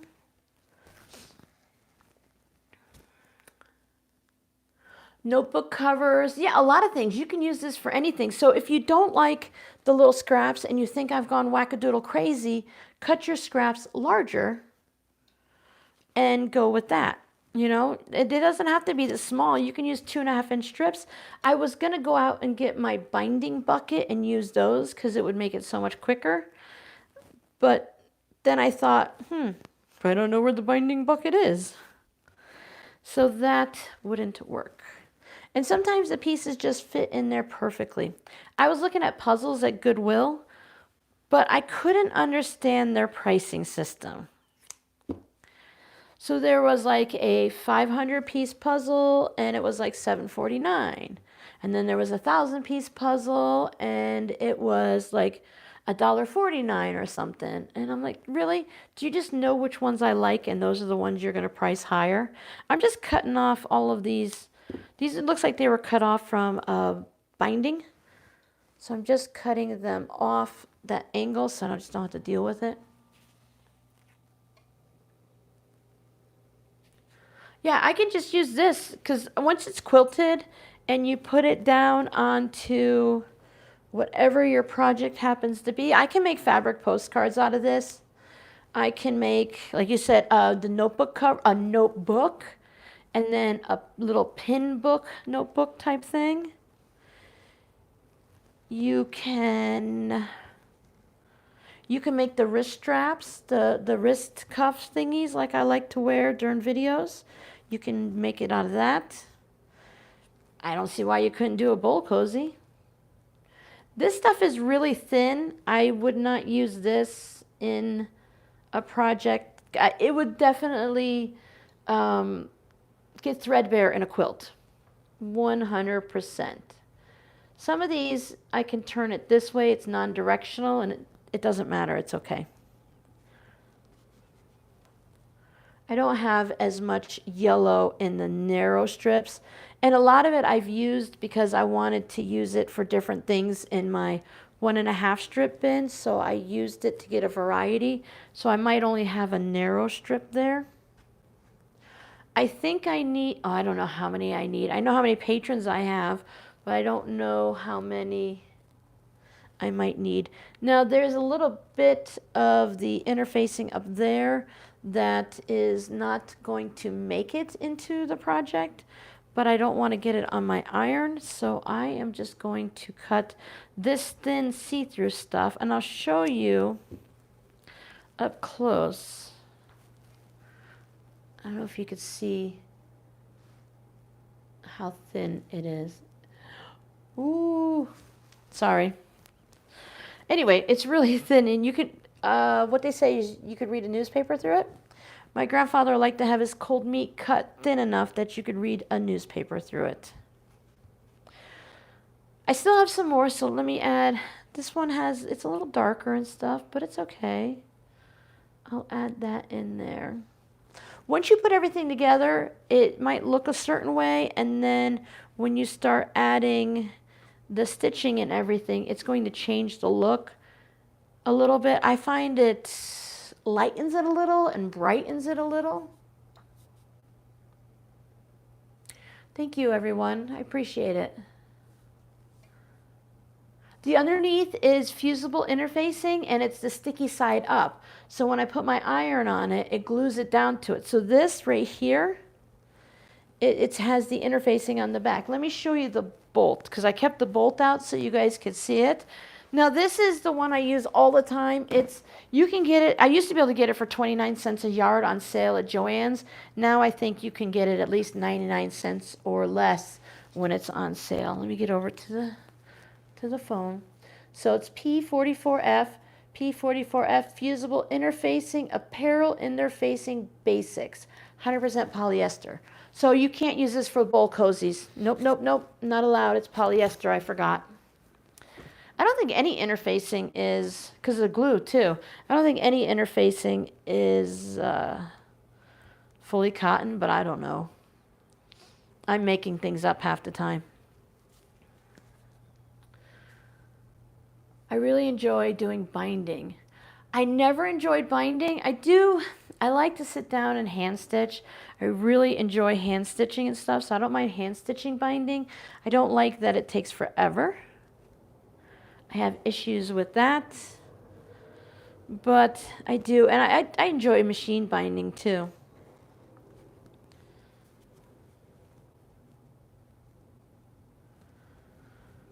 All right. I'm just looking for some of the bigger, smaller, if that makes sense. All right, so it's 12:15. Should we keep going to the green, or am I totally boring everybody? Because if you're bored, I don't want to keep going. And if you don't care, I'll keep going. I don't have a lot to say, but we'll just keep going. Hand sewing is very zen. Oh, thank you. I have a hard time, keep going. Okay, then we'll keep going. I have a hard time with my vision sometimes, especially, at night and stuff. So I'm on this kick now. I don't want to say it's a kick, but my plan is I've been talking with my daughter. I went to the vitamin shop and I bought some vegan protein stuff because for you guys that don't know, I'm allergic to milk and soy. So basically, I eat a vegetarian, vegan type of stuff because that's where you can get the milk-free and the soy-free. I have found that I enjoy a vegetarian life. I've learned that it's called flexitarian, where you eat meat occasionally, but it's not your main source of food and energy and stuff. But without having to cook for a bunch of people, I find that I don't really eat, or I don't eat enough. I struggle to get enough calories, and I definitely don't get enough protein. So I now have some interesting tasting protein powder. I'll get used to it. I was trying to think of how to describe it when my daughter asked. Have you ever had a very generic, plain vanilla tasting cereal? So if you lick the cardboard box that vanilla cereal came in, that's about what it tastes like. It has a hint of vanilla, but it kind of tastes a bit cardboardy. So I'm trying to get that under control and just actually eat food and not to eat, popcorn, just plain popcorn. I don't need butter or anything on it either.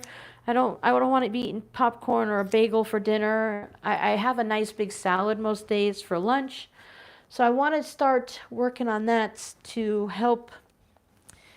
I don't want to call them symptoms, but it's like I'm tired all the time, even though I'm sleeping really well with the new mattress.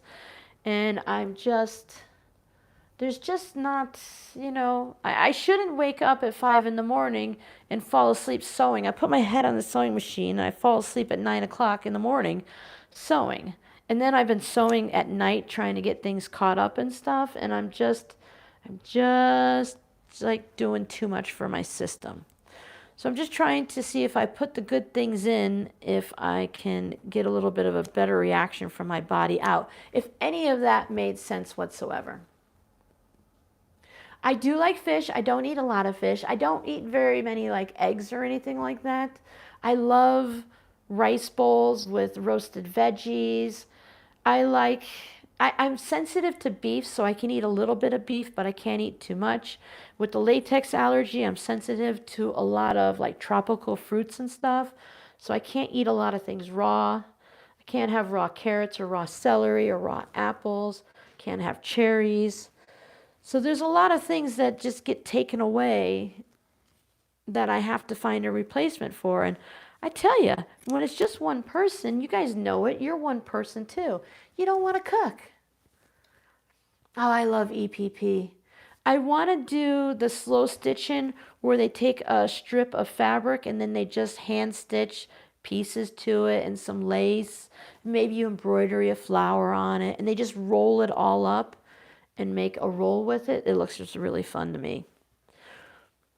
But that's one of the things I'm with the eyes. I'm hoping if I eat things a little bit differently that maybe it will help with some of like my eyes being tired all the time.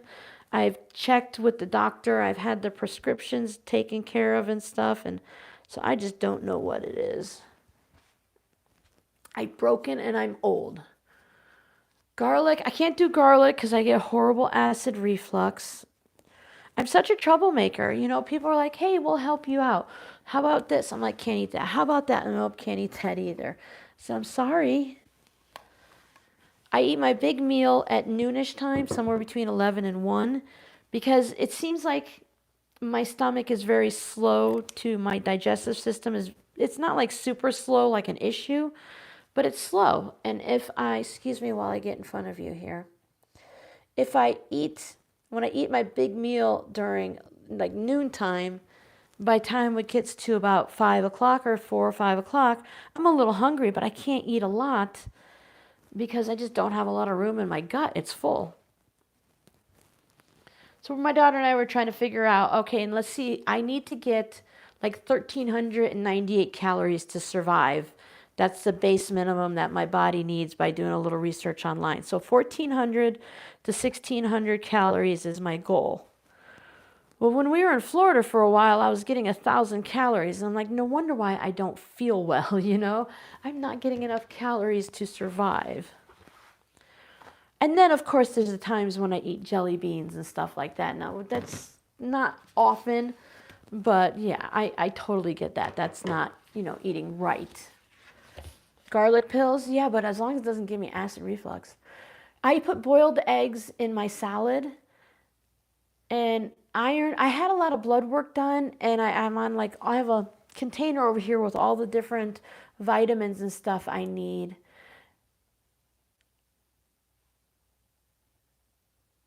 Oh, Jody, I don't know if I can eat that many hard-boiled eggs. I used to do that. Well, not old, no, but when you hit 55 and you start getting older, your body changes. Whether we're acknowledged of being older, it doesn't matter too much because our body is still getting into that phase of life, you know? 50s is the 30s, yeah. But your metabolism still slows down, and I don't do a lot of stuff. I have a whole bunch of roasted vegetables in the freezer that I can pull out and stuff like that.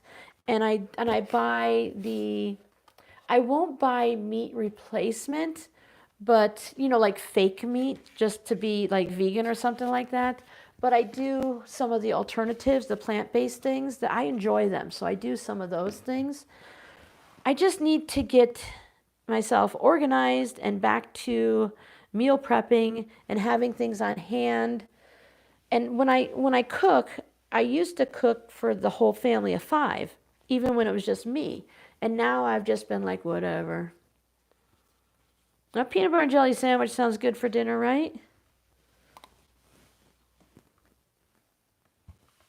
I know Sue likes popcorn for dinner. Did we lose Sue Smith? Oh, I am on top chat. I'm sorry, guys. I'm probably missing so many things. I'm not on all chat. Oh, wake up, Mousy. Wake up, Mousy. When did that happen? There we go. If I missed something, I am really sorry. I did not have it. Okay. Oh, Giovanna, you can have anything. I can't even go out to a restaurant. I have to do research first and see and double check. Yeah, Jody is in much worse shape. Celiac is, it's hard. Although, other than cross-contamination safety concerns, you know, there are a lot more restaurants that are trying to work for celiac disease and stuff, but depending on the level you have, you know, this is the problem, the ironing, right? It just takes forever to iron everything.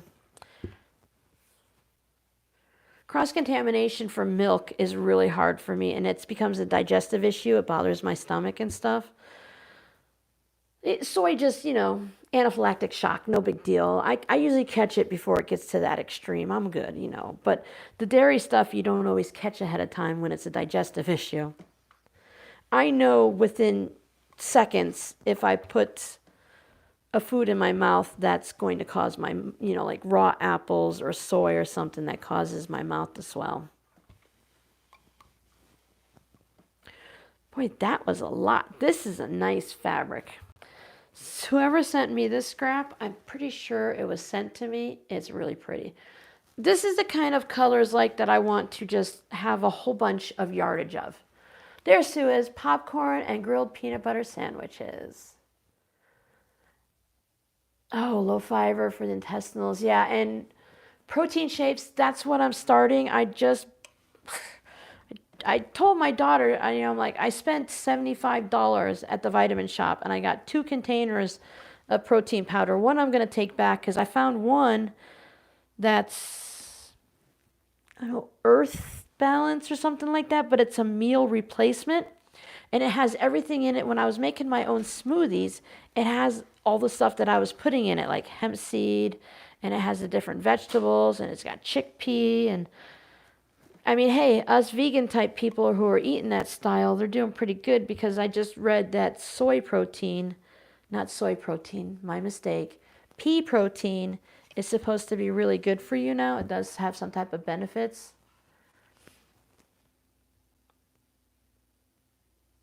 Oh, I love making chicken broth. But then I ran into the problem. What did I run into the problem? Oh, I just had so many things in the freezer. I had no room for anything. Because if you're going to make like a bone broth or something like that, you're going to make a lot. You're not going to make just a quart, I mean, I guess you could, but if I chose to have a turkey or something, I'm going to go all the way. So I'm not going to be 100% particular. I never am about being totally plant-based, but it's so much healthier for you. And I know I feel better. My body feels less inflamed, and I feel better and less tired and stuff when I avoid most meat products. I do pretty good with things like chicken, but baked potatoes, I've been doing a lot of baked potatoes because for the first time, I found sour cream that I could eat here. So I have been finding some dairy-free options. I found some nice yogurt that was thick instead of runny. I've had cream cheese. I love feta cheese, and that's really good on a salad too. There's so many things I love in a salad. Salad bar buffets were always my favorite growing up. That before I know it, I've made enough salad for 2 meals. So I'm going to have to, I told myself this time, I'm going to portion out everything except for the lettuce, because that's usually what goes bad first, right? So I'll portion it out so I'm not adding too much onto my plate. And then I'll have it portioned and ready. I won't even have to stop working hard. I'll just have to go out to the refrigerator, grab it, eat it out of the container, or put it on a plate, and then I'm good to go. I'm here by myself, so I don't have anyone to talk to while I'm eating. So mealtime is, it's I'm not rushing it, but it's not taking longer because I'm socializing like we are right now. Soy protein slows down soy protein is not good for you. Too much soy is not good for women who are pregnant and stuff. It's not good for men either. So we learned a lot when I found out I was allergic to everything when I was 35. I was pregnant with Robbie when I was 30, and I started having allergic reactions to things while I was pregnant with him. So then I did all the testing and all that lovely fun stuff. I'm sure if I go to a doctor here to get reset up with everything, that I will end up doing more testing. I'm just working on the insurance thing right now. That's always fun. Hi, Sharon from Australia. Good morning. There's a lot of restaurants. There's a Just Salads restaurant here. I haven't taken the second to look. I've kind of been I want to go eat at the salad place, right? They sell Just Salads. I don't know what else is there, but it says Just Salads is the name. So you'd have to guess it's all kinds of salads. I don't want to be disappointed when I find out I can't eat there, right? So I'm hoping that that's something I can eat. 'Cause I love my salads. I don't even need the lettuce part. The lettuce, I just put the lettuce on because, you know, the dark green leafy romaine and stuff is good for you. You're supposed to have, I don't want to play with you. You're supposed to have, you know, salad on your lettuce and stuff.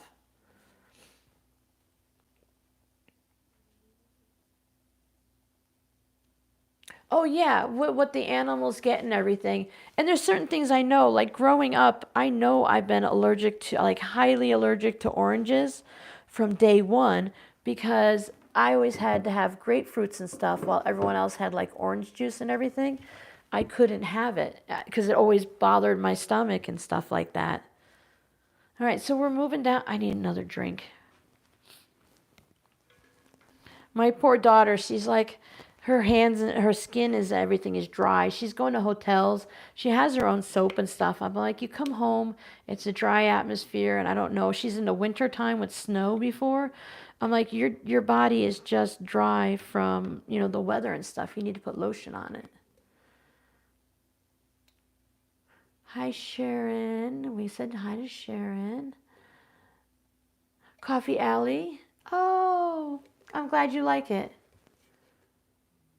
Sun butter, sunflower. I had my daughter bought me a sunflower dark chocolate peanut butter cup. It was only $1 at Trader Joe's. Trader Joe's is pretty good for allergy friendly stuff. It's a good salad restaurant. I hope so. I'm hoping there's, even if I have to bring my own dressing, because a lot of times I just get vinegar and I'm fine with that, or I bring my own dressing, so that's nice. Hi, Gwenny. Oh, salad. See, we didn't have that in Florida. I couldn't eat anywhere in Florida. And if it was allergy friendly, there was cross contamination, so I just couldn't do it. I emailed the restaurant to ask my question. Oh, yeah, not everyone's good about that from in Florida, I know at least.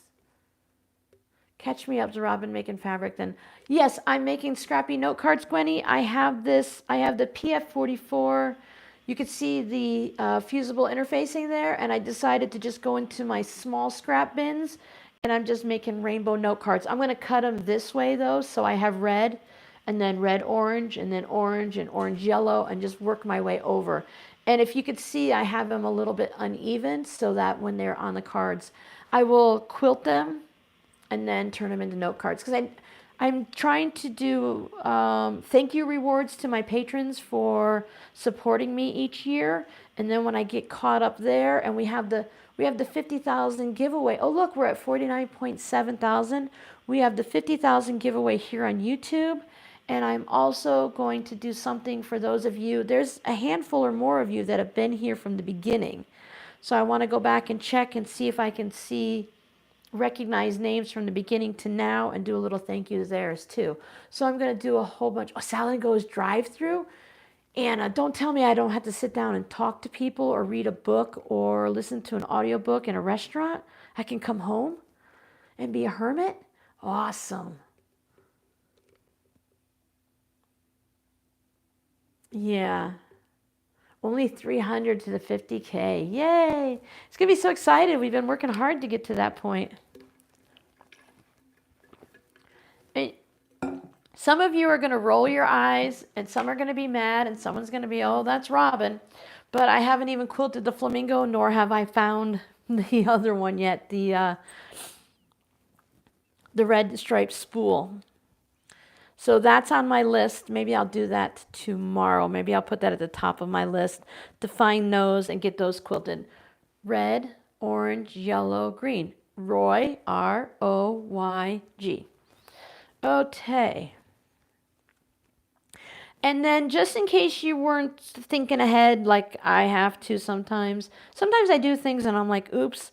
As I'm going, if I run out of interfacing, remember I had that one here that I just glued two pieces together. I overlapped them and fused them together.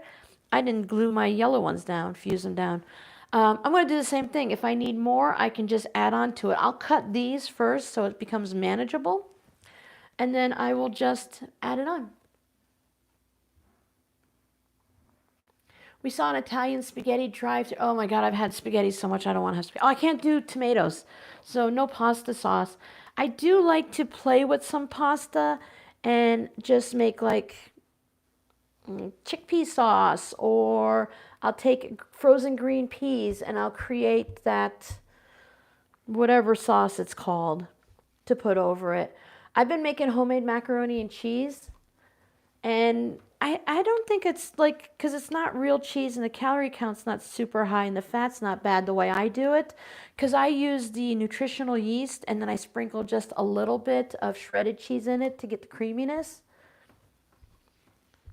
And I love macaroni and cheese. And then you can just add things to it. Sometimes I add some veggies to it. Sometimes I just put chickpeas or black peas in it, black beans in it. All right, get back up here. Stay. It is always better when someone else makes it. You can confess, you've never made your own spaghetti? I made it a little, I made like spaghetti and played with it a little bit, but I don't think we've really had. Now, my daughter's made pasta herself by hand not that long ago.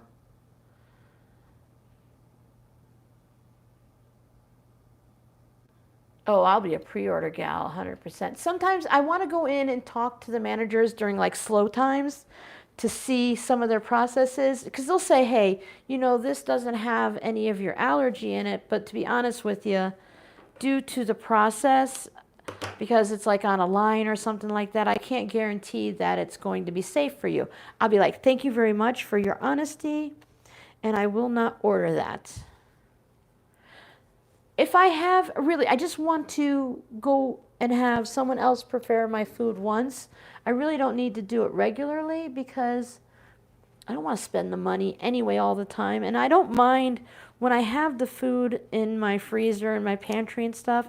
If it's easy and ready and I feel good, then I don't mind. But when I'm not feeling good, it's just the whole move and everything else piled on from before. It's just taken its toll on me, and I'm just kind of feeling run down. So that's when I know, once I had protein, I had a chicken sandwich.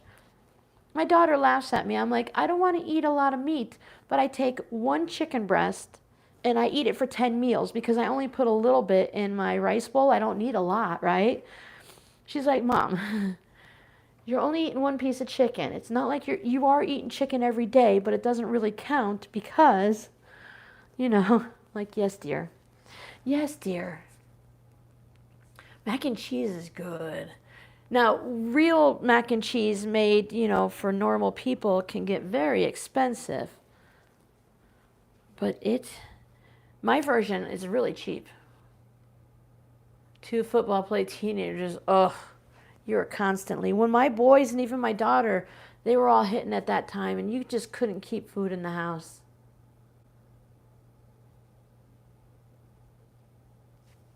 Hello from East Tennessee.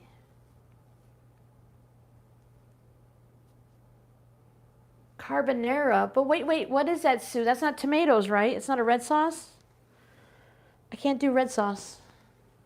Pesto, that's the stuff. I like my version. Now, there's like, I make egg rolls. Are they egg rolls? Oh, no, they're not egg rolls. But I call them egg rolls because they look like an egg roll, but I do whatever I want inside. I'm very much let's open up the refrigerator and see what we have to eat today. Let's open up the pantry. What can we create? I don't need to follow a recipe anymore, which is nice. But when my kids go somewhere and they're like, okay, we're having egg rolls for dinner, and they look at it and they're like, that's not an egg roll. That's not what my mom makes. Like, sorry, kids. It's like when you play card games. It's not the same card game for everybody. That was a lot of repeat letters. Tennessee? Yeah, Tennessee is a tough one. Worked in a restaurant as a second cook, and we had to do a course about cross-contamination. Yep. No, carbonara. Why does that sound like it's tomato, though? I don't know why. We were the house, and oh yeah, Jody's was the house. My husband Rob and I, we decided early on that while we love our kids, and kids in general are important and stuff, we tried being the house once, and then we decided, you know what, we're good. We'll send our kids somewhere else. Because the house ends up making the food and cleaning up the mess, and the kids never go away, and And you have to, you feed them and all that and all the drinks and the, oh, we're bored. Yeah, no, we didn't want to be the house anymore. We were good. Like, you can be the house. I'll send my kids to you. The real Parmigiano cheese is good for, yeah, but I can't. I'm allergic to milk. I can't have the Parmigiano cheese at all.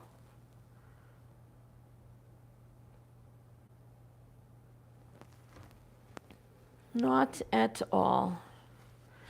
I will be doubled over in pain, and then, well, let's just say it's not pleasant. And I'm thankful to have my own bathroom. I'm just trying to decide, do I want to put the darker greens in there? I feel like it's, if I can blend them in a little, it's not too bad. I guess if I put enough in, then it really won't matter, because then there'll be enough dark ones.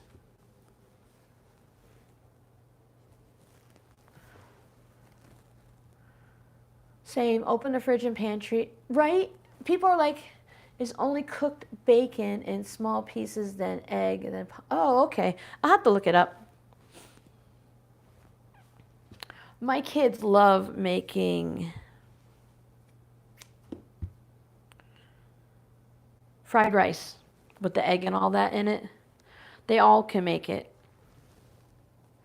Robbie has been cooking more and more lately and learning more and more things.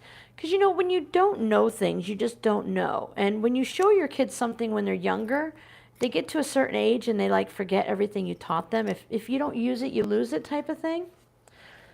And then just some people, you're like, hey, did you know you can just make this? And they're like, no, you can't make that. I'm like, yeah, watch. It's really easy. And it's cheaper and it probably tastes better too than if you bought it. No way. And then they go and tell their friends, and everyone's all kind of excited because y'all learned how to make your own homemade macaroni and cheese.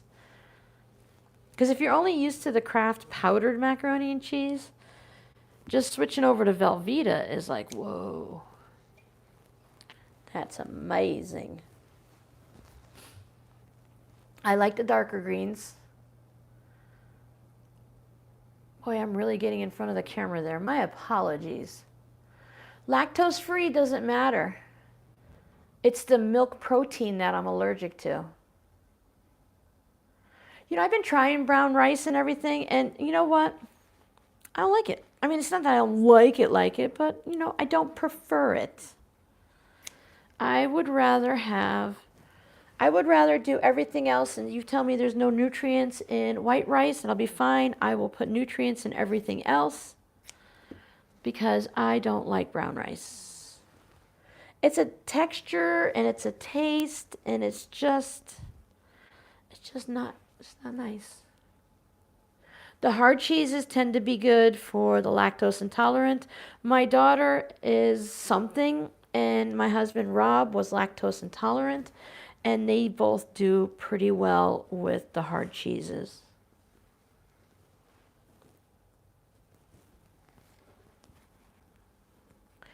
Some of these I know, like this green with the stars on it. This is from, hold on guys, one more time, and I'll go ahead and I'll move some things here. This is from my glow-in-the-dark scarecrow. So then you could take this, right? And then you can just go like that. Look at that. Aren't we so smart? Oh, crick in the neck. All right, I'm going to have to use some of this. I want to split it, though. What we got? Velveeta isn't, well, no, Velveeta isn't cheese, but it's darn good. I like to, I make my own hummus type stuff, and I'm sure when I do what I do to it, it's no longer considered hummus, but I enjoy it nonetheless. This one, so it's green, but it's not really green, but I'm going to do that. We are definitely not going to get past the blue. There's no room for purple. And since I've already started the rainbow thing, I can't say, I don't want to do blue, I want to skip right to purple, because I can't do that. it will ruin the process. And if you ruin the rainbow, everybody knows, and they will all tell you how badly you ruined the rainbow. And if you come close to the rainbow and you weren't going for the rainbow and you messed it up, they will still yell at you. This fabric is fun. I would like this in some change purses and whatnot.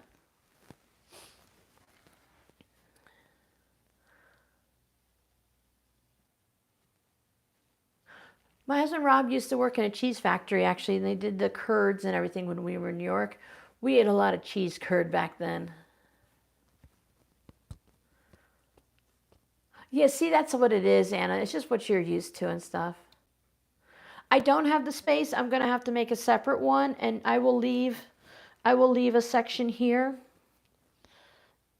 if I remember, and if I don't remember, I'll just overlap it anyway. I'm getting a little closer. I don't think I'll ever do full on keto because keto's like no sugar, right? I like sugar. I like things sweet. I like Chef. You remember that commercial? But I like Chef.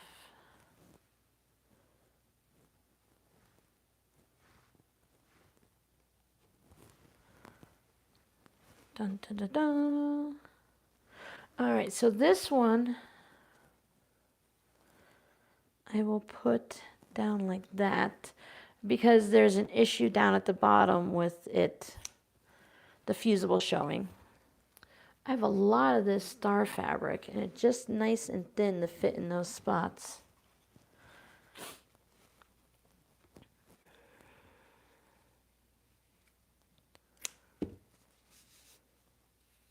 Yeah, I'm just going to add to it. That's all. No problem. I have 2 Ziploc baggies in the freezer of waffles. Because again, I have a nice waffle recipe.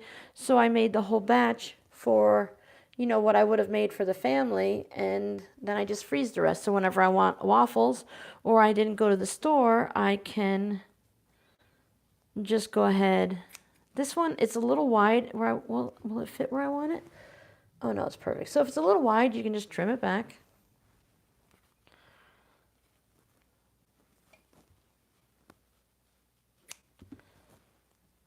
I always liked this fabric.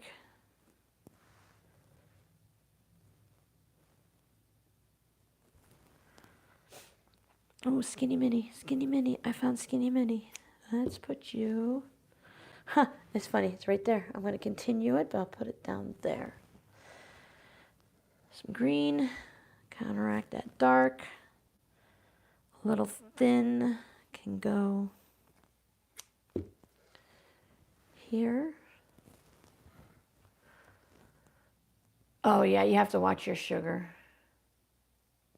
Yeah, I like salty. I do like sweet, but I don't necessarily need like candy sweet. You know, naturally sweet is fine for me. I don't mind. You know, I just want that little bit of a something. All right. And yeah, I have definitely wider and more red and then the orange, and it's gotten narrower. But again, this is even this like this. If I quilted this whole thing up and turned it into a wall hanging or a pillow or something, even having the narrower strips of certain colors would not bother me because it's a scrappy thing and it's like whatever.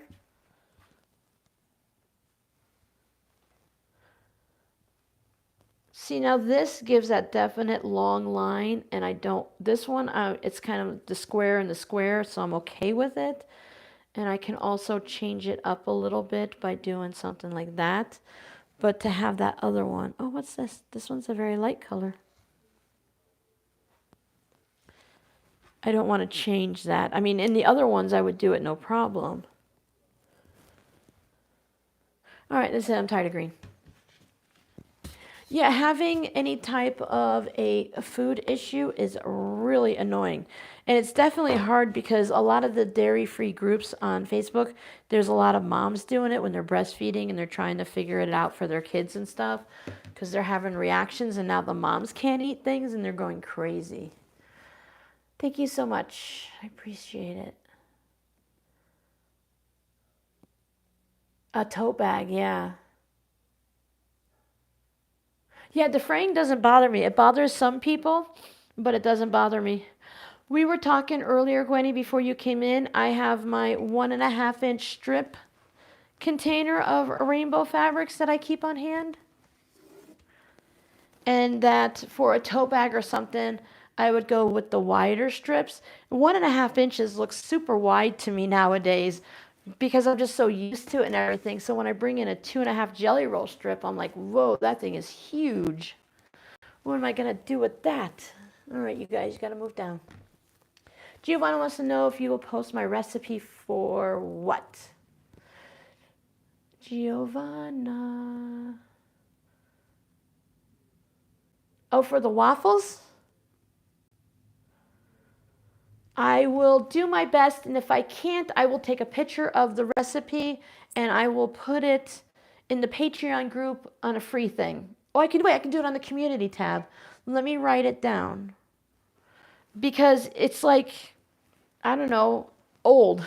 I think it's just a print I've had for like 10 years. I moved all my pens and I can't find anything. So it's old. It's old. It's old. It's old.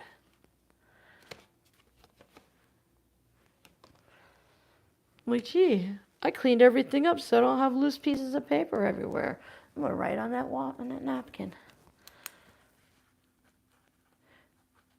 I'll also tell you when I post the picture up, I add vanilla and cinnamon to it, and it takes it from a ho-hum waffle recipe.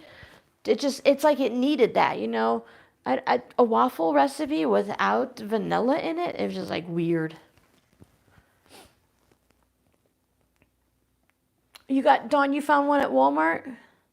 Yeah, they have a lot of these little ones. I haven't seen too many Pure Steams because they had the recall of not this brand because they were catching on fire. But it's great because then I don't use steam. It's really little. So I guess I need to iron my green down, don't I? And I can just pinpoint areas like this.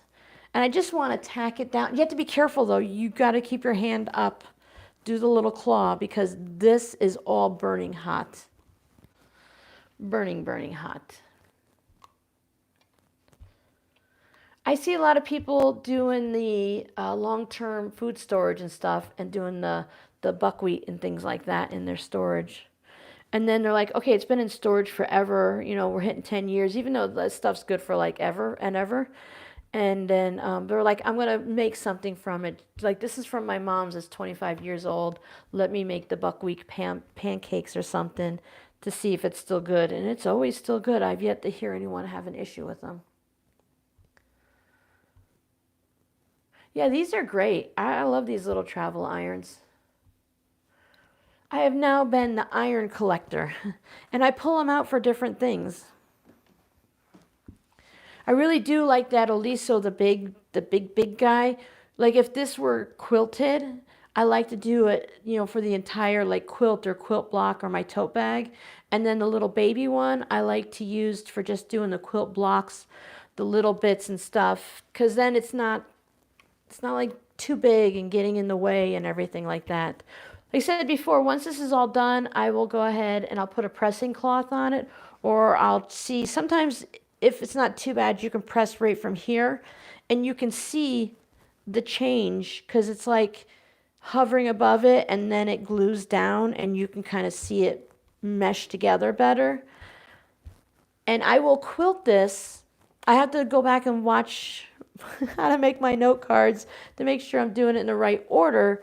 But I think what I'll be doing is I will quilt wide strips on here to hold it together. But then I think I quilt it on the little piece of cardstock that I adhere to the back of the note cards. So I need to leave space, so I'll like quilt in between everything. Highly allergic to buckwheat. Wow. Yet you never know until you have that major reaction. Yeah, this would be fun.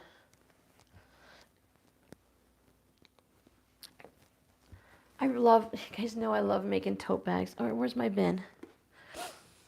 I would 100% turn this into a tote bag, no problem. I now have the Aliso, and I love the Aliso. I love Chef. I did save my Panasonic cordless because I saw a video where someone else had a problem with the white chunks coming out. I saved it in my 2,000, 1,700, and 50,000 watch later videos, and she cleaned it and it works again. So I'm like, cool. So I brought that with me. I did not throw that away until I know that. See, I have so many blue scraps, and not all of them are the smaller ones. A little Blue's Clues. So I'll just pick through. I like this fabric too. And find things. I have stayed out of the quilt shops so far here, because you know they're dangerous. You can't go into a quilt shop without supporting them on the way out, right?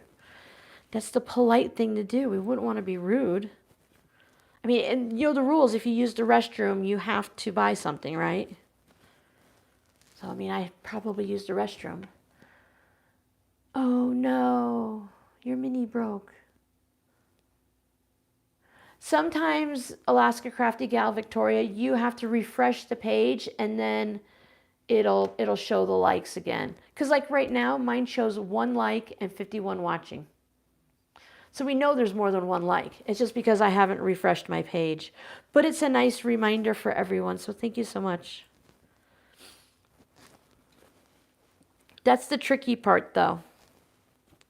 There are going to be people that are watching like I haven't liked my own video. I can like my own video, it's allowed, but I can't like run my videos in the background to get money from the ads and stuff nonstop. That's technically against, you know, YouTube's policies.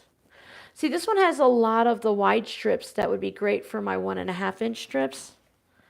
I think I have another container of the teeny tiny ones because someone went crazy and sent me a ton. I don't know what they were doing. Maybe they had too many blue in their stash because they sent me a ton of blue scraps.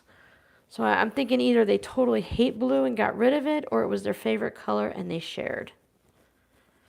Because it was crazy time. And I'm trying to pick out ones that'll work. I tend to have a lot of blue scraps too. Good thing it's my husband's favorite color. Yeah. Yeah, see, everyone has something different. Bye for now. I need to leave to get a prescription before the pharmacy closes. Bye, Anna. Yes, I always end up in the pharmacy between 1 and 2. Or you pull in just as they're closing, and I'm like, no. I go to Walgreens now, and you know Walgreens is not staying open for me.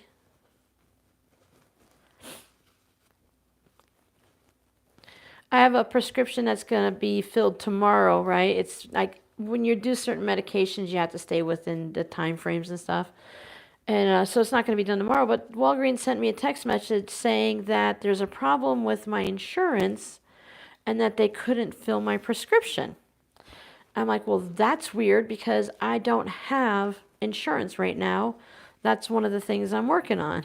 So I called up Walgreens and they're like, no, it's because you can't have it filled until tomorrow. I'm like, okay, well, that makes sense. I didn't ask for it to be filled. I was just sitting here playing with my fabric.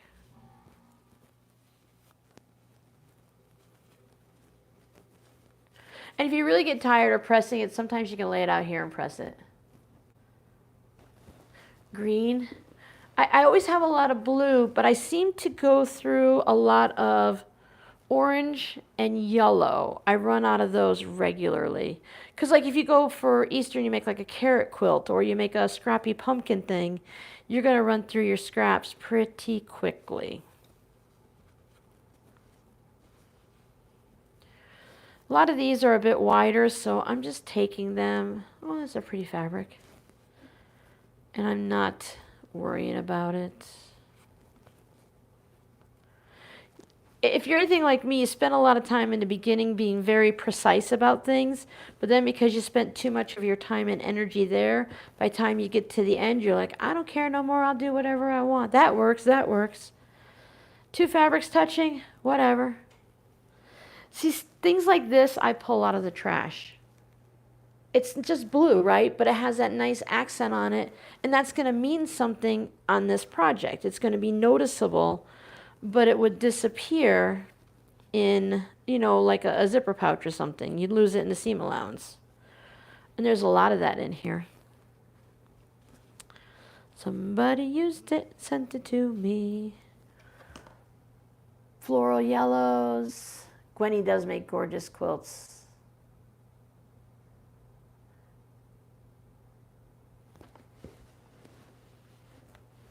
You're making the diamond blocks? Fun, fun, fun. Yeah, I don't usually get to...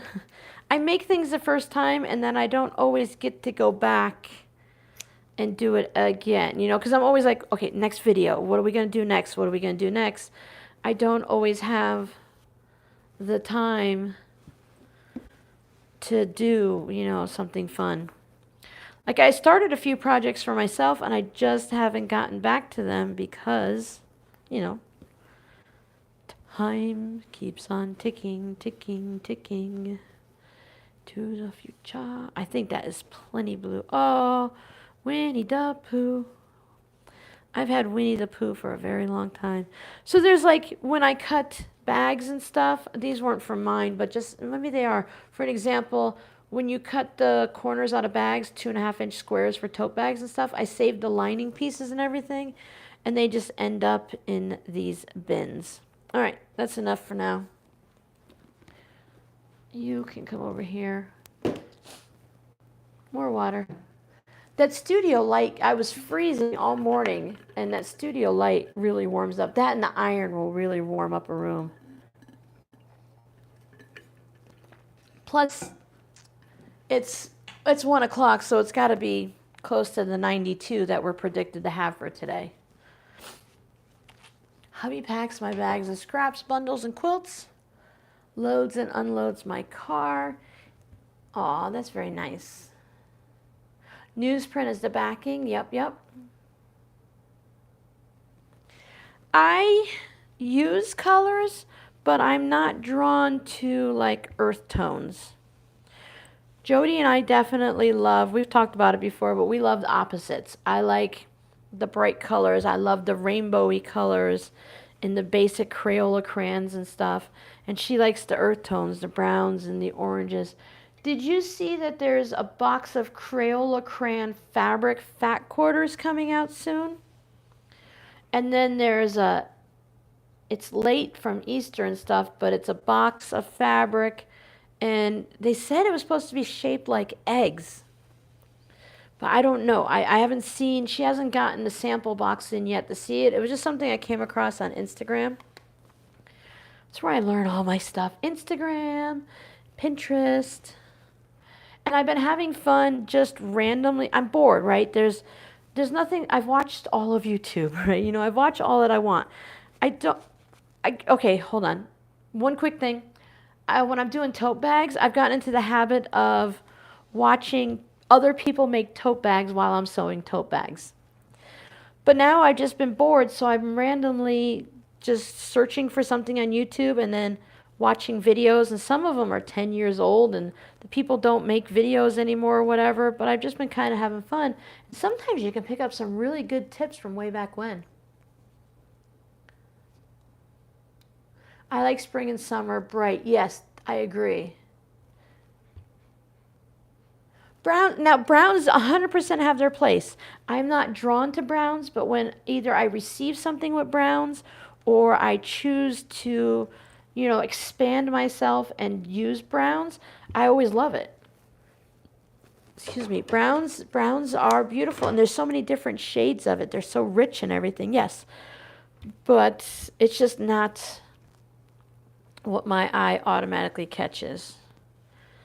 But it's really great to be inspired by other people by just seeing either their project and you make it up yourself, you get the same pattern, change the colors, just to get that jumping off point and have a little inspiration. All right, so here's some blues. We'll start with these. Just because I'm losing my mind. Okay, we'll put you. I want to try to remember to stay a little jagged to bring the purples in. But I think what I'm going to do is I think I'm going to run the blues off the edge. Oh, my daughter's cats. I'm going to put the other piece underneath, so when I lay this on top, then, you know, even if the blues go off of this, then they can go on to the next piece. So I want to put, this is not a favorite blue, but I have a ton of it. I'll put that up there. You need brown for trunks to go with, exactly. Learned lots. Yellow makes brown pop. Tend to gravitate towards blues and cools colors. Yeah. Oh, autumn colors are fun. My daughter's cats have those nylon pop-up tents out there, and when they get playing with them, it sounds like glass breaking all the way across the house. You know, it always catches my breath and stops me. Like, what did the cats get into? No, they're playing with their toys. They're doing what they're supposed to. They're being cats. I don't want that much. So what's nice with projects like this is like I just did. You don't want that much? Well, you just cut it. You don't want a lot of that blue showing? Well, you just tuck it under the green. I definitely want these to pop. So there's that one. And then I have that one. Come here, my pretties. So that will go off onto the mat, and I'm not going to worry about it. I have a little Blues Clues. It's my son Justin's favorite. One of his favorites. He has a tattoo of the chair and the notebook.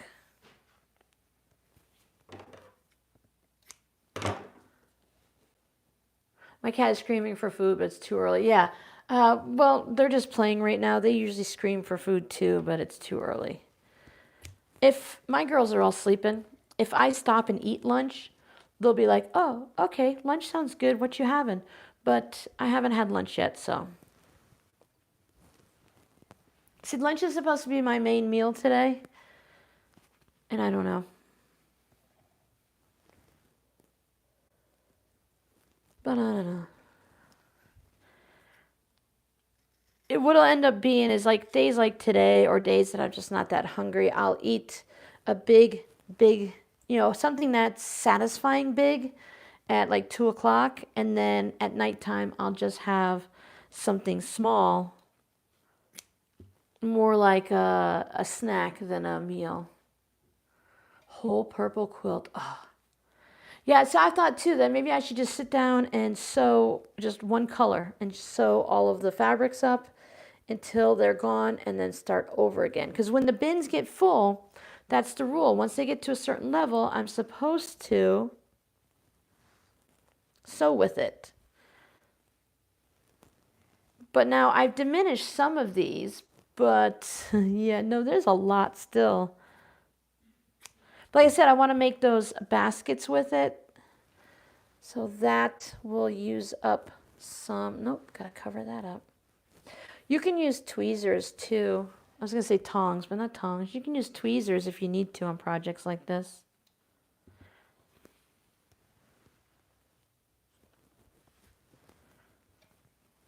Let's take off that bit there. Put that there. That even has a selvage on it, but a project like this, the selvage doesn't matter. Nope, nope.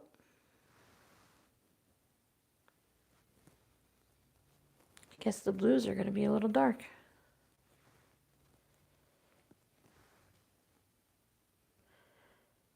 Now, 100% some of these will come off, and I'll just use my glue stick and I'll glue it back down. Something's always coming undone. I need a little thin bit to cover that. So then I just put my fabric down, and I have, well, this one I have this Elmer's school glue someone sent me, a mango pineapple. But I just get a package when school starts from the Dollar Tree, the basic Jot brand. For what I'm doing, I don't really worry too much. The mango sometimes bleeds through and leaves like a wet spot. But just comes off, Robin. It's not, it won't show here. It will dry and I'll iron it away and it'll be fine. But when I do certain projects, I don't like to use it. Not that this isn't important, but it's got a different level to it. Bear's tummy and snout were gold. Hi, DJ. Hello, hello. Purple teddy bear quilt. Giovanna, I can't eat past 7 o'clock is my cutoff time. After that, I might have like a plain graham cracker just to get my stomach to go through the night so it's not nauseous in the morning.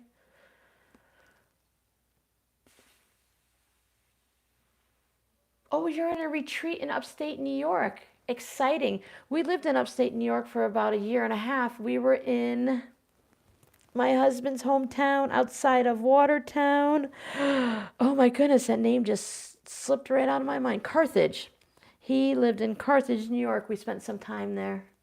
Upstate New York is gorgeous in the summer, spring and fall. In the winter, it's either white or it's slushy muddy.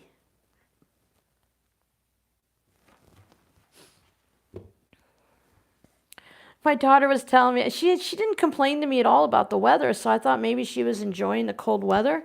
No, she was complaining to the people she works with. She goes, I don't understand why anybody would live here. She said, my feet have been cold for 3 weeks. Why do you live here? And they're like, they love the winter, they have family. Wherever she was last time, it's where the Caterpillar factory was. So everyone worked at the Caterpillar factory, so that's good money, I guess. I don't know. Look, I put there and there. It matches. Oh, how nice.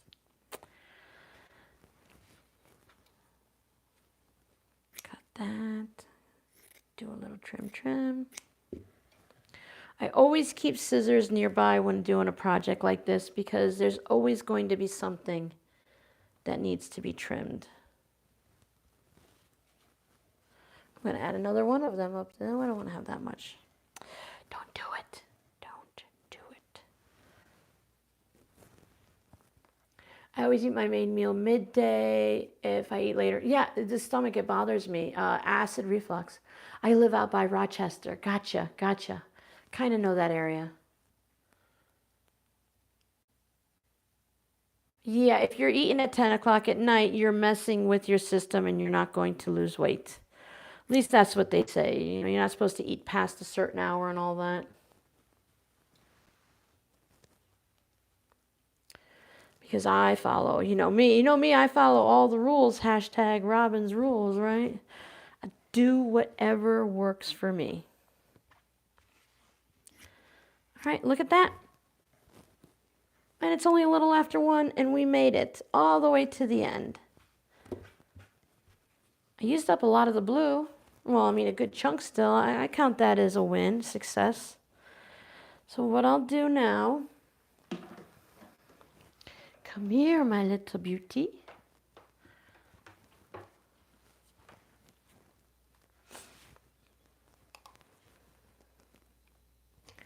Thank you. Some people, like Gwenny and a bunch of other people I see online, they do like amazing things with scraps.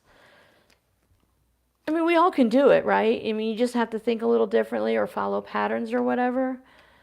Color stuff is not like my specialty, my knowledge base. I've gotten much better with, I'm not even going to call it like color theory. Just like working with different colors. My eye has gotten used to what looks nice and what doesn't. So you can kind of do scraps. But like Bonnie Hunter does some... Oh, look, there's more scraps on the floor. Bonnie Hunter does an amazing job with, her fabrics and her scrap management and stuff like that.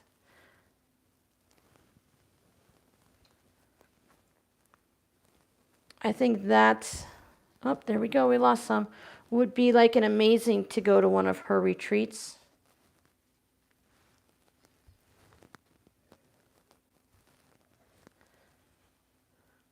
I was going to try to flip it over and iron from the other side, but it didn't like that idea. So I will iron some more from this side. What I'll probably do is just get out one of the big irons now that it's good and everything looks covered. And I will give it a nice steamy press, even though you're not supposed to use steam with the interfacing and stuff. I'll give it a good steamy press. I tried putting that like little thin lightweight tool on it. I do not like that look whatsoever. Thank you everybody, I appreciate it. I will add purple. I have my purple bin right here, as you can see. I will add purple, but I don't have any more interfacing there. Wait, you guys want to stay and do purple too? No, I think I'm good here. I will put purple on later today after I take a little bit of a break and put something in my stomach to keep it happy, feed the cats their lunch and stuff. I will put purple in it. Do you want to just see how I'm going to attach the interfacing? I can do that much if you guys want to make sure you can see that. I mean, if you want, I mean, it doesn't take much to twist my arm in reality. I'm a very big people pleaser and I rarely say no anymore. I mean, I'm saying no more now, but I rarely say no. So if you twist my arm, I'll do it. I mean, it won't take that much, what, 20 minutes to do the purple, if that? We can do purple. We can do purple. What? I'm going to swear. You ready? Oh, what the hell? Let's just go ahead, right? And I consider saying, screw it. Let's keep going. That's not nice either. All right, so let's figure out, I need to get the interfacing. I'm attached to a tether. I have to be careful. I don't trip myself.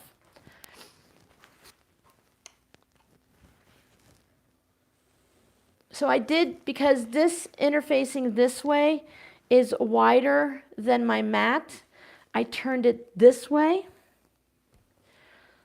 But, hold on. Okay. Mom and Pop, they're not on this week, are they, Gwenny? It's nice to have someone in the background while you sew. Okay. So I have, oh, come on. See how really precise and professional I do this? I was lining it up with the top of my mat before. So because I didn't want to have too much sticking above each other. So I go like this, right? Now it would be easier to do the full length ahead of time because with everything not being super sticky, but I think I can get away with it. Bye everyone. Tomorrow? Okay. Tomorrow on Sunday? Really? Nice. All right, so I will put this and I will take the blue and I will line it up on there.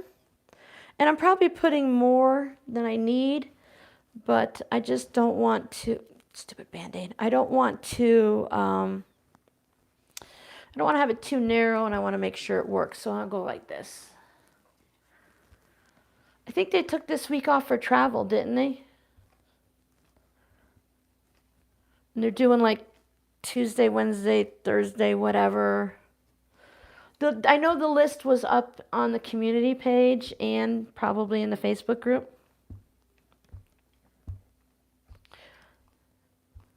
Okay. And then if I peek at it, you can see right there where it's fused. Just give it that little extra. You can use a glue stick. You can find different things to put it together. If you're doing batting, you can use you can use zigzag the batting, or you could put a strip of this together over the two pieces of batting. Because you can buy that batting tape that comes on a roll, and it's just interfacing that someone put on a roll, cuts thin, and put it on a roll for you. And there we go. Now we'll have purple. And look, it's on the correct end too.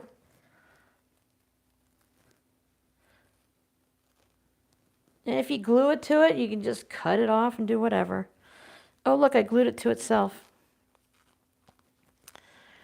I find that this stuff is very non-permanent to a certain point.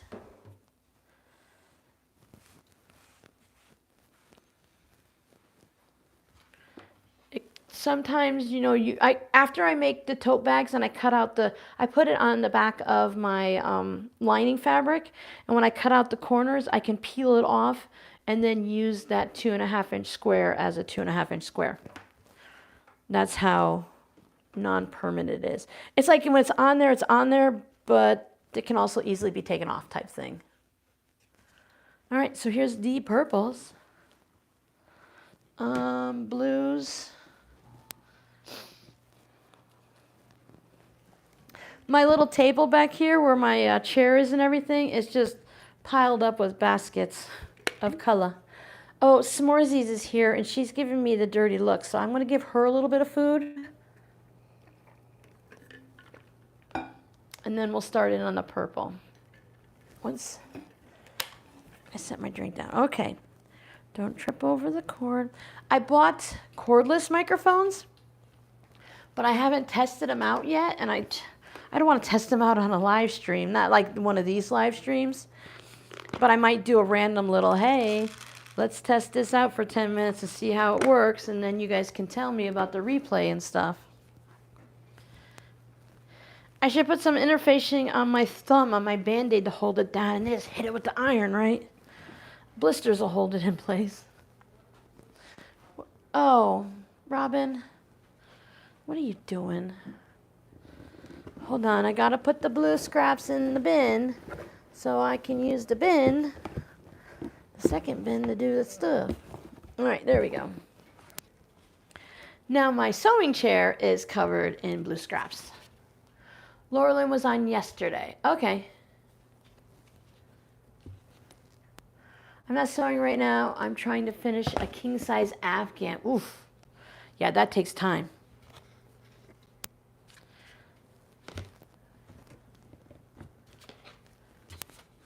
I want to get done before it gets... Yeah, you have to finish things up. Yep, before you know it, I find that when I'm working on projects like that, it's like it's taking forever, and then the next thing you know, I'm going to iron as I go this time. The next thing you know, you're like, whoa, I'm almost done.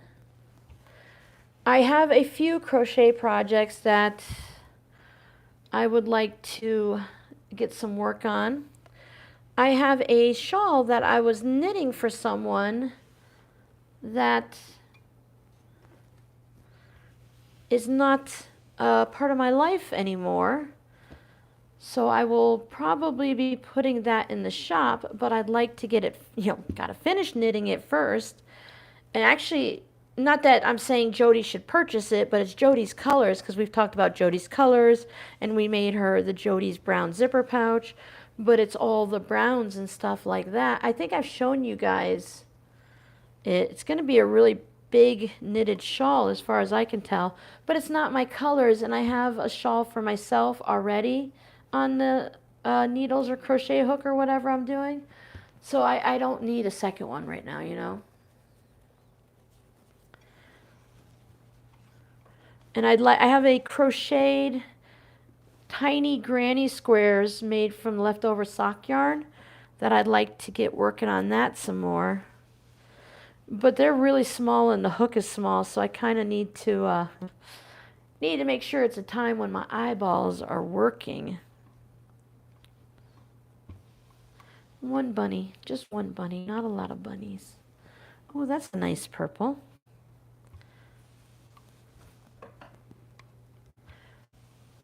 I used to buy fabric, you just buy fabric to buy fabric or whatever. And now I kind of know more of what I like to work with and what does better, because if I'm going to put things in my shop, of course you have to put things in using fabrics that people, will like. So I'm getting a better idea of what, my customers will like and stuff like that. Is it for you, huh? I think you would like it. So we'll see what happens there and what happens with that and how big it is and if I get it to, you know, actually finish it. I'm really close to having it finished. As I said, I'm pretty sure I've shown it on one of my Whip It Wednesdays when I didn't have a lot to show or I didn't have much of a video or something. And you'll see it again.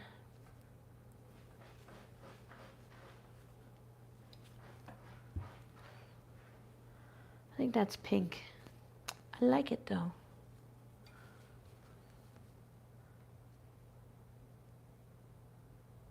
Oh, wait, what are we talking about? Well, this is from a kit, so the shawl can only be what the shawl is going to be, Jody. And I think I'd have to look at it and stuff, but I mean, if you remind me, I'll pull it out. It's just sitting in my closet right now. I have to take my microphone off and get it. It's in the project bag in there, but yeah, it can only be what it can be because it's a pattern and it's a kit and I don't have any more yarn. So when the yarn is gone, the yarn is, you know, it's gone. Purples aren't as, oh, purple spider webs. That's fun. The purples aren't as wrinkly, crinkly as other ones are. Put the babies to bed.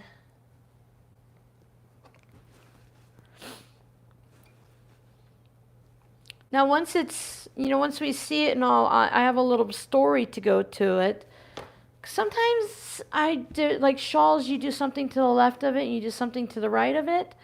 And sometimes my stitch count gets off or something and they're not matching on the sides. So what is that, asymmetrical? I think I've shown it to numerous people and I've pointed it out and I've described it in details and they still say I don't see it. So apparently it's not a problem.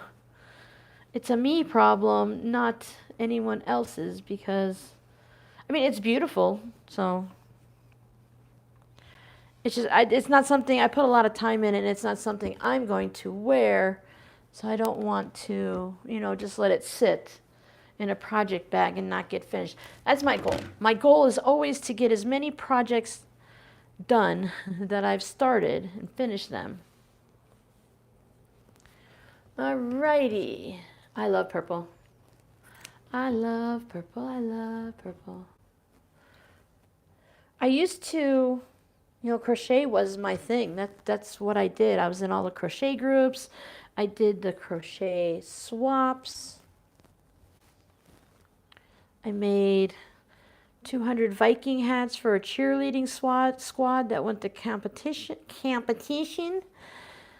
I've done the Afghans, you know, all of it. The stuffies, I really enjoyed making the stuffies. Those were fun. Yeah, there's definitely room to go back to red again. Or to, I probably get in trouble if I put pink, because, you know, that's not rainbow, right? It's not the proper order. Pink goes after red, I think. I don't know. Yes, I can do whatever I want and it'll all work out. Asymmetrical, I love asymmetrical. For many reasons. One, it allows me to mess things up and it'll be okay. And the bunnies have a lot of white on them, but I feel like they need to be in there. Hey, bunny, bunny. And I like this purple. This is a blender fabric.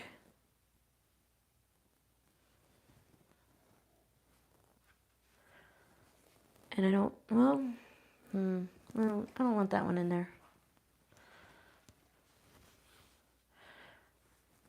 Oh, that's wide purple. Nope, you can't go either. You can.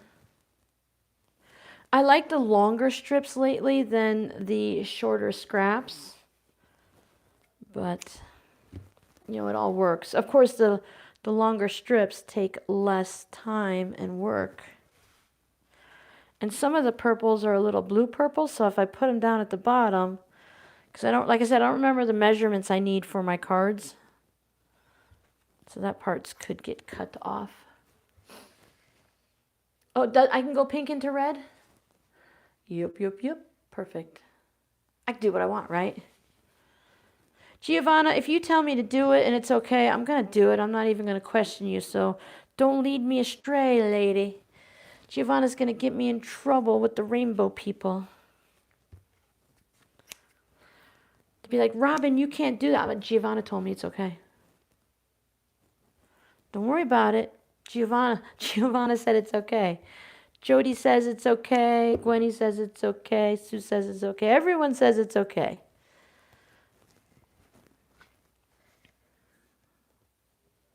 Really, in reality, it is okay, right? I mean, if you're going to call something, you're going to say, hey, this is my rainbow, this, that, or the next thing, and then you put black and white in it, you're going to get some grief. Ooh, here's the fun stuff. But if you just call it my colorful whatever, then you can't get in trouble because it's colorful.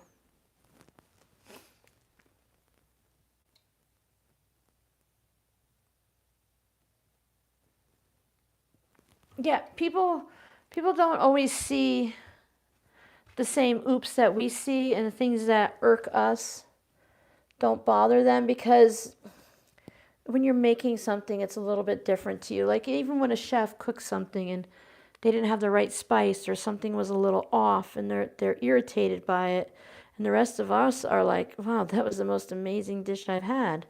And I'm sure painters, I almost said paintists, paintists, they have the same problem. Oh, here's some more fun stuff.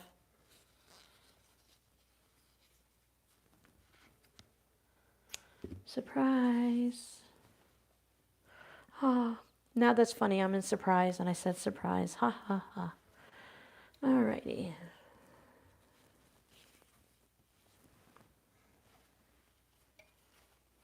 Now this one is flannel again. I'm going to pop that in anyway.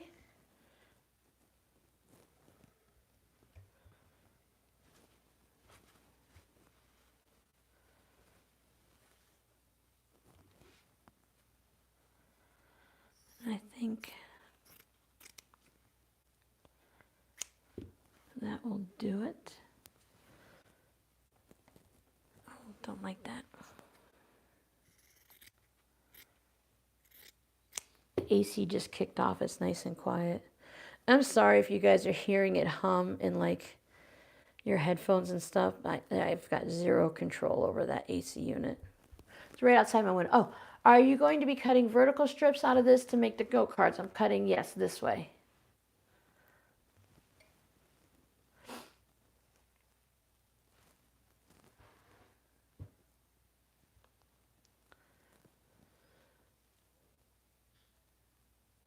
I didn't grow up in a creative family. Now, my grandmother, the kid's great-grandmother, did teach me how to knit and crochet and to use a sewing machine, but I think we only did it once or twice, and then she was like done, it wasn't something she carried on for a long time. I have to go find pink scraps. I mean, I don't have to find them. I know exactly where they are. Morsey, what are you doing? No.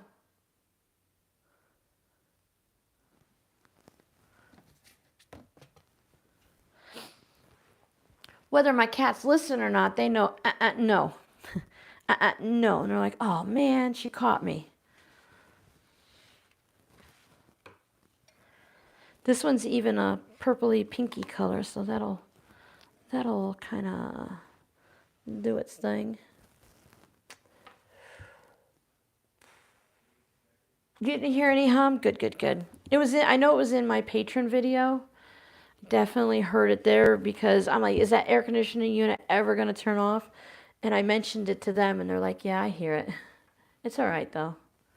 I mean, there's nothing I can do about it. Because I would have to turn it off or turn it up every time I do a video, and that would just be crazy because I'm always doing videos, and sometimes videos take, whoops, there's 2 pieces there. They take, you know, the full day. I might start 9 in the morning, and they might take all of that day and then into some of the next day to record. Because, you know, you have to, it's not just making the video, you have to make the item too. Sometimes I have to make it ahead of time, and other times I make it along with the video. I fold this in half, fold it again, and then I'll get a semi-straight line when I trim off the extra width. So my friend's wedding gown and bridesmaid's gown when I was 16 on a treadle machine. Wow. Treadle would be nice. Yeah, my girls are, my daughter's girls are crazy intelligent. My girls are smart, but they're all over the age of 8, so they're beyond that kitten stage and everything. And they listen because they know they don't want to hear yelling or anything like that. They don't want to get yelled at, so they just behave. Now, if they want to do something bad, they're cats. They're going to do whatever they want. There's no way around that. But for the most part, they know to leave certain things alone. They can't control themselves with certain things. Like, I have a wackadoodle cat that if you leave a dustpan out, she will pee in the dustpan. I don't know why. It's something she's always done, so we just don't leave dustpans out, right? All 5 cats chew shoelaces because that's what cats do. That's too much white. This one's not. I like this one.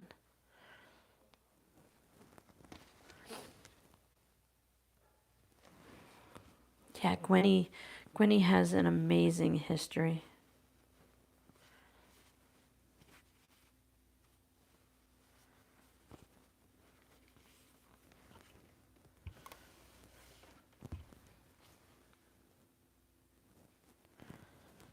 Yay, look, we're getting to the ends.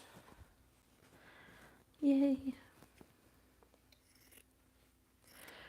Sometimes I'm like, oh no, right? I get to the end like this and I'm like, yay, look at how much I've got done. I'm almost done. And then I realize, oh wait, I still have to do this, and this. I'm like, darn it. Drats. But it's fun when you get past the, oh no, I'm not done. I still have 3 hours more. Then it's like, okay, cool. And you go back to enjoying it and stuff. At least I do.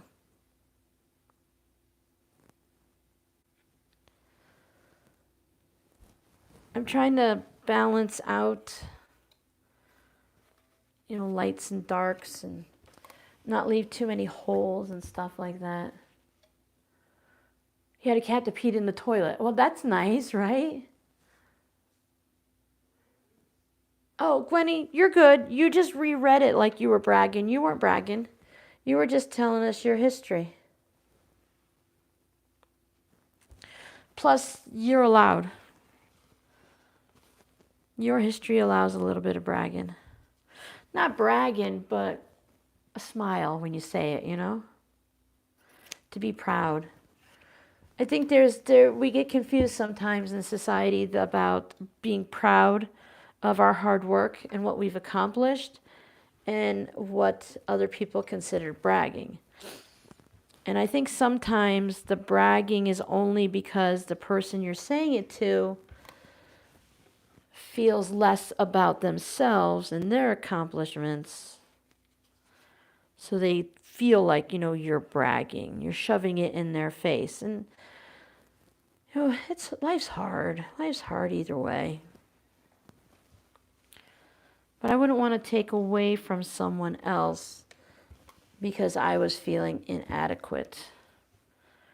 Because the way I live my life right now, and it's probably been like this for a long time, but when I go to bed tonight, today's over. Now, horrible things that happen, you know, you're going to remember them the next day. But when I wake up tomorrow is a new day. Whatever happened today, you know, the sewing machine constantly, broken needle or whatever. I'm going to leave that in today. And when I go to tomorrow, I'm starting out fresh. My brain just seems to forget a lot of things when I go to sleep now. It's kind of a nice benefit. I like it. It works for me. Definitely have to fix male cats. I didn't even get any male cats. Definitely didn't want to deal with any of that.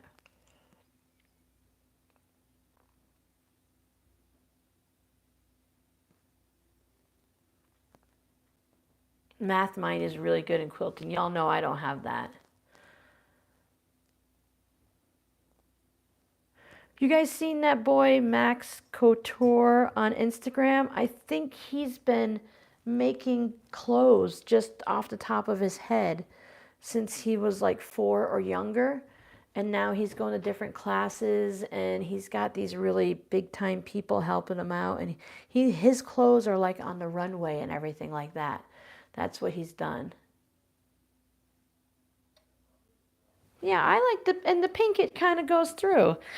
You could do something like this and make it tubular and have like a scarf or something like that. A cowl.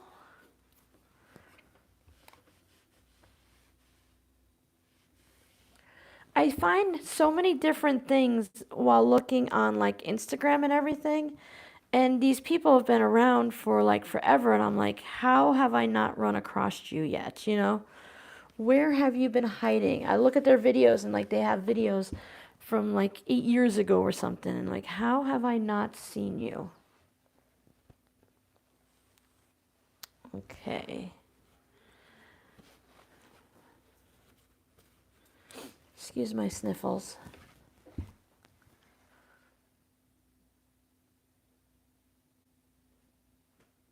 That's it, Gwenny. Until someone tells you you can't do it.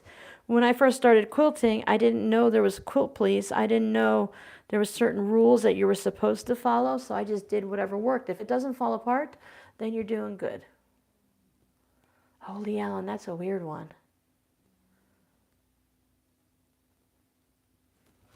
And my girls are all fixed, and I think they're peeing in the dustpan and in weird places and stuff. I think it's just either stress or they're marking their territory, you know? So it could be the same thing. Boys, you have to be really careful with too, with boy cats, because they tend to get like bladder stones and urinary tract stuff and everything like that. And things get really dangerous quickly for them, and you don't even know about it until it's too late. Plus the whole spraying and stuff like that. We didn't want to deal with any of that. There's that. So let me have something small. I like fabric with cherries on it.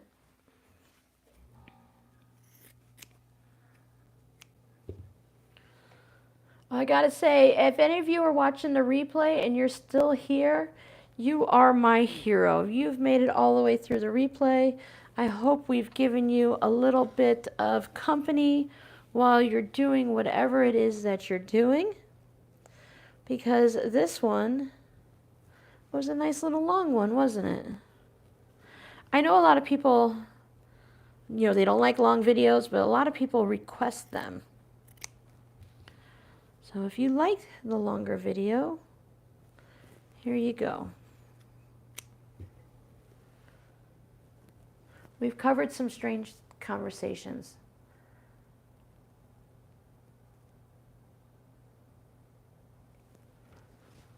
The magic word for today, the scrappy word? Well, because I'm not very creative about stuff like that or naming things, we'll just go with rainbow. Rainbow is your scrappy word of the day. Can you say rainbow? I knew you could. 1. Ah, ah, ah, ah. I've gotten past the tired part to the slap happy part, I guess.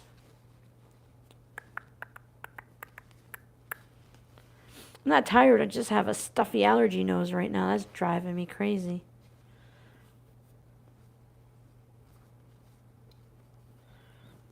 And then you have these little bits that stick out the end of something. Those are really good. That can go right there. Rainbow. Rainbow, rainbow, rainbow. Yeah, sometimes it's nice to have the little company. Yeah, sometimes I just want to go and watch a video for a tutorial. I scroll through it, I get what I want, and I go.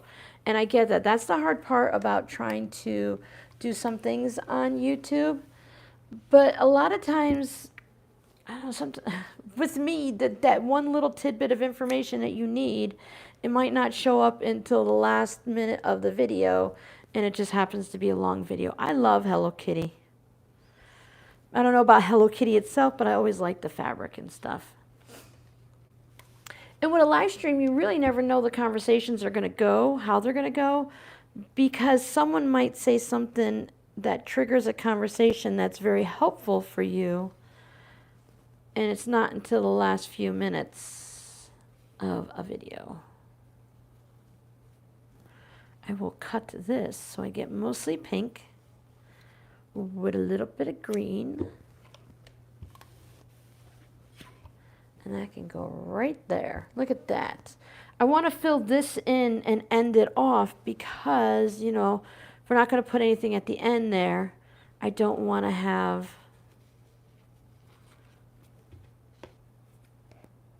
Oh, I have a lot of... I'm going to put a lot more in it.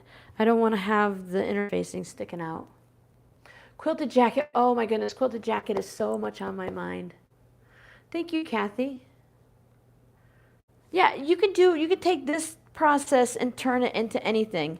Just because, you know, this isn't what you want to make, that doesn't mean you can't find this process helpful in some other type of thing, you know. It translates, techniques translate over into other things.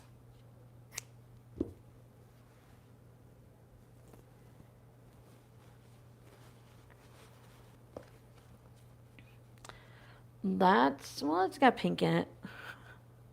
It counts. It has pink in it. All right, so let's do...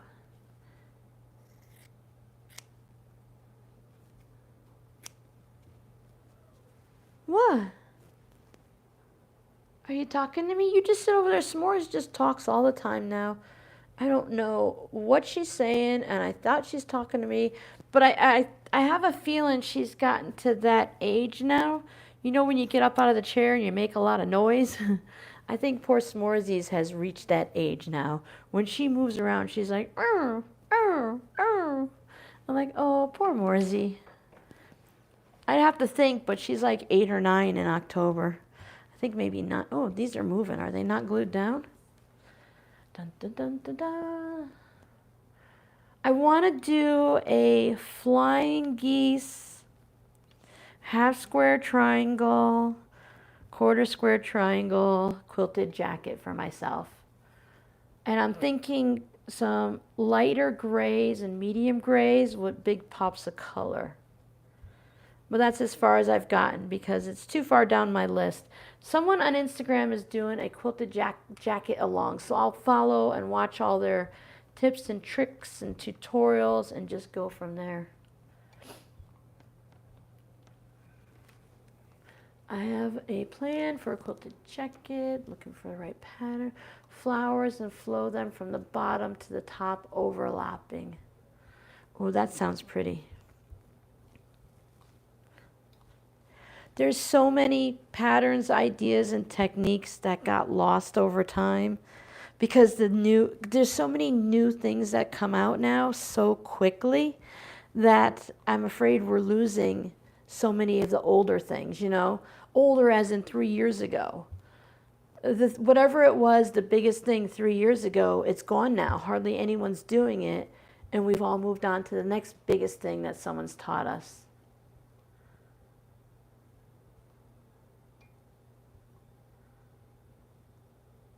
Sharon, I will ramble on for you. I'm sorry. I I was reading in my head, you know, because I don't know about you guys, but I hear my own voice when I'm reading. And you said your third eye surgery, and I didn't read it as you've already had 2 surgery and this is your third. I read it as you were going to have surgery on your third eye, you know, your psychic third eye in the middle of your forehead. And that, you know, you were going to listen and stuff. My apologies, my brain just went totally wacky there. Oh, quilted jackets have been around for a long time. They were showing them back in the 1800s and stuff. I like back when, was it Pat Sloan? Not that she invented it, but she did the craze where you took your jacket and you took a sweatshirt and you cut a sweatshirt and turned it into the jacket. I don't remember who did that, but that looks like fun too. I didn't do it back then, but I'd love to do it now. Well, everyone who loves the live stream, come hang out with me this Wednesday during the Whip It Wednesday, and you guys are then, here's your hint, you are going to love some of the news you hear on Wednesday. Oh, you got the sunny flower? Like the light pastel colors? I forgot to say in the video what those fabric postcards are from. I went to a garage sale, and everything was like 50 cents or a quarter. And you know the bumper pad for a quilt? That's what that was from. I purchased that, I cut it apart. I was gonna turn it into quilts or something, and I turned it into fabric postcards. And I thought that was perfect. You need a third eye adjustment? I think we all could use one every now and then, right?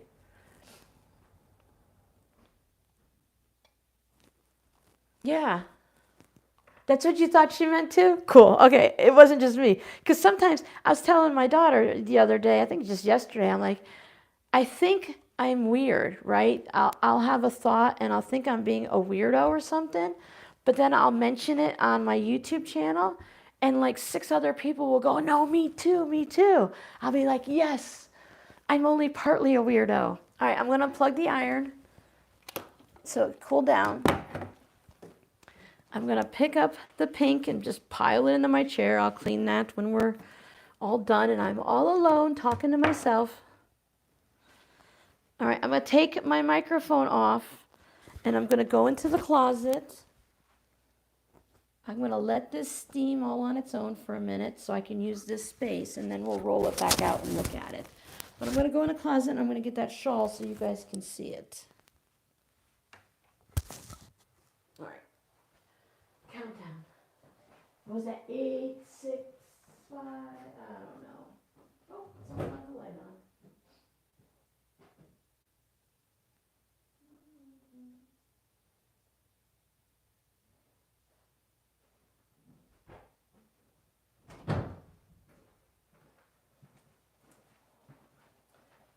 You know, like the prayer shawls and everything, and you're supposed to be thinking about the person that you're making it for and putting all the good memories in and stuff. I must have had some little, I kind of get these feelings every now and then. I think it's just paying attention to stuff. But instead of thinking of the person that I was making it for, I couldn't stop thinking about you, Jody, because it's your colors. So I'm like, you know, this is like perfect for Jody. Yeah, see, things make sense when you talk to other people because we keep things hidden to ourselves because, like, we are weird. If we say this out loud, people are going to think, whoa, no one's going to talk to me ever again because I'm that weird. But then you finally admit to it, and then just like things just pop out of my mouth. I don't mean to say them, they just come out. And when it's during a live stream, I can't edit it out. And then everyone else is like, yes, me too. Okay, I can't open this all the way up because I'm in the middle of a row. So this, oh look, I stabbed it with a pencil. This goes around your neck. Do you guys remember seeing this at one point? So that's where the pencil was, but when I steam block it, it'll all come out. So this goes around the neck. And this goes down the center of your back. This is the spine of the shawl, so it has that goes down. So these come up and around your shoulders, and it's this color all the way down. And then we get into the mosaic part of it. So here's the center of the shawl, okay? And it has the burgundy I think this is like wool because I don't usually work with this, and it's really like expensive, not super expensive, but it's not red heart, right? So it's nice wool, and then it just comes off this way, right? Oh yeah, my May the 4th be with you tote. I was gonna put it in the shop, but then one day I needed it to work on a project, so I just kept it because it fits perfectly for this. When I pick it back up, Jody, if you want to see it laid out, the next time I pick it up, excuse me, and knit to the end, I'll show you. But the thing I'm saying is, you see how this side here, can you see how it's supposed to be like those Greek jagged letters and stuff like that? You can't see it. Give it a second. Is it, you still can't see it? I can see it twice. See how my hands are still moving in the video? Because there's a so many second delays. Thank you. So it has this here, but when you get to this side, it fell off the needles. Oh, crap. See, this side has the more of the up and down stairs like, and this side has more of the drunken soldiers falling all over the place. Oh no. Which needle did it fall off of? This one. Hold on. Everybody hold your breath. There's like, it's mosaic, so it's slip stitch and carry yarns up and yarn overs, and oh no. And I want to pick up my sweater and finish my sweater too, but I definitely have no idea where I am on my sweater. I'll have to fix that and figure out that was. Everyone hold your breath. Yeah, right? Yeah, so I didn't design it or anything. It's a pattern. I don't think, yeah, I don't print the picture out, but I don't even think I mean, it's like a lot of words. Oh, don't listen. La la la la la la la. We have a cat being sick. Sorry. La la la la la la la. La la. We good? All right, Furball, you good? Don't come back. La la la la la la la la la. So my apologies, but it is what it is. Nothing I can do about it. La la la la la la la la la. Okay. It's worst sound in the world, in my opinion. Anyone being sick. Yeah, so I don't have a picture for it. I don't even think I have the name of the shawl on here. So if you design any type of patterns, I highly recommend that you put on the bottom of the page your name, the design, and everything like that. So when people print like this, they'll still know who designed whatever it is that they're printing. If I think about it, I will get a picture and put it under the community tab of what it is, or a link or something to it. I have to find it in my Ravelry first. So yeah, it's a paid for pattern. Oh, dummy. Sorry, excuse me. I can say mean things to myself. I make a photocopy of the pattern because it was sent to me. I didn't purchase it and it's not downloadable. It came in a Craftsy kit. So let me see if I can find page 1. Here we go. This is the boho chic mosaic shawl knitting kit by Lin Mi Ping. And that's how long it is, Jody. See, it comes down to a point and it comes down past her. So it depends on your stitch tension and stuff like that, and how many rows I messed up and added in, but that's how that looks. And it's a very pretty shawl. I just decided that I don't like mosaic knitting. I would rather, this is a cheater's way of doing color work, because color work, you have to do certain floats and it has to be loose and not too tight and not too loose. But I learned how to do color work, and this is my first time doing mosaic, and you know what? It was more work than it was. Okay, let me check the comments. Yeah, everyone hold your breath. I think I got it back on. You can never hear the air conditioner or the cats or anything. It all depends on whether or not you have headphones on. Help. I know it's off topic, but I'm trying to make scrunchies with zippers and my zipper ends are on the outside of the scrunchie. What am I doing wrong? I did the same thing wrong when I was making the scarves with the zipper in it. I think you might just need to be tucking it in when you're sewing up that last bit. Thank you, everyone. Look for my video about putting a hidden zipper pocket inside a cowl or a scarf or a shawl or something like that, because I know I had the same problem and I remember talking about it. I'm sorry, it's been a few years since I did that and I don't know exactly what I did to fix it, but I think I just had to pay attention more and make sure it was tucked in when I was stitching that seam up.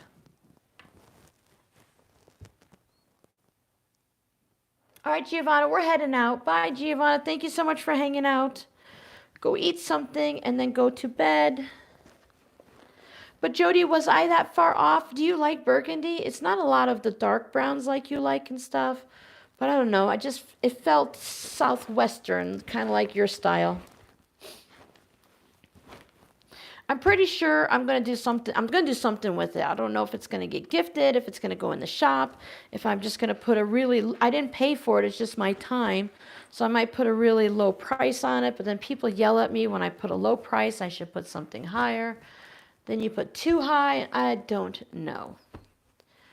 I'm good at pricing my stuff. I got that. I can understand that. All right, this needs glue. I'm just going to roll this out so you can see it. You've made it this far. You should at least see one last look of the whole thing rolled out. Just need to glue that bit on. Okay. I said this, the way I'm doing it and the fact that this is lightweight, if I was doing it, I would use like fusible fleece if I wanted to turn it into a tote bag or something like that. This interfacing isn't the grippiest or anything like that, but I like something thin and it's going to work. Once I go through, I'll just put some quilt lines in it and it will hold it enough for what I'm doing.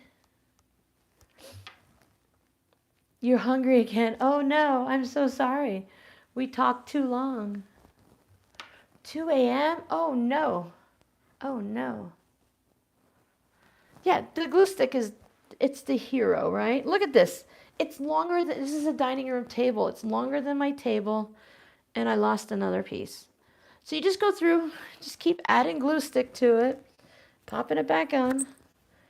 I can usually tell when I'm doing this by myself if a piece is going to be an issue. I've done it enough. So I'll usually put the glue, and remember glue stick goes away with heat and water and washing. This kind does at least. I would usually go through and add like glue sticks to something like that because I know it's not going to stick very well. Pieces that overlap that don't have a lot of the adhesive underneath it. But when I bring out the big iron, and I can either go right on it or I can put a cloth on it, a thin piece of fabric on it. And when I give it a good press that way, it will help a lot. But thank you guys so much for hanging out with me. I love the way this turned out. I'm not sure how much, I'm not sure how much I would have gotten finished without the company, so I really appreciate it. I'm going to put both of my feet flat on the ground and quit doing dumb things and I won't fall over. That's it. I will see you guys on Wednesday. Enjoy the rest of your weekend. May the 4th be with you. Next week is Mother's Day. I will probably forget on Whip It Wednesday, but happy Mother's Day to everybody. Bye, everyone.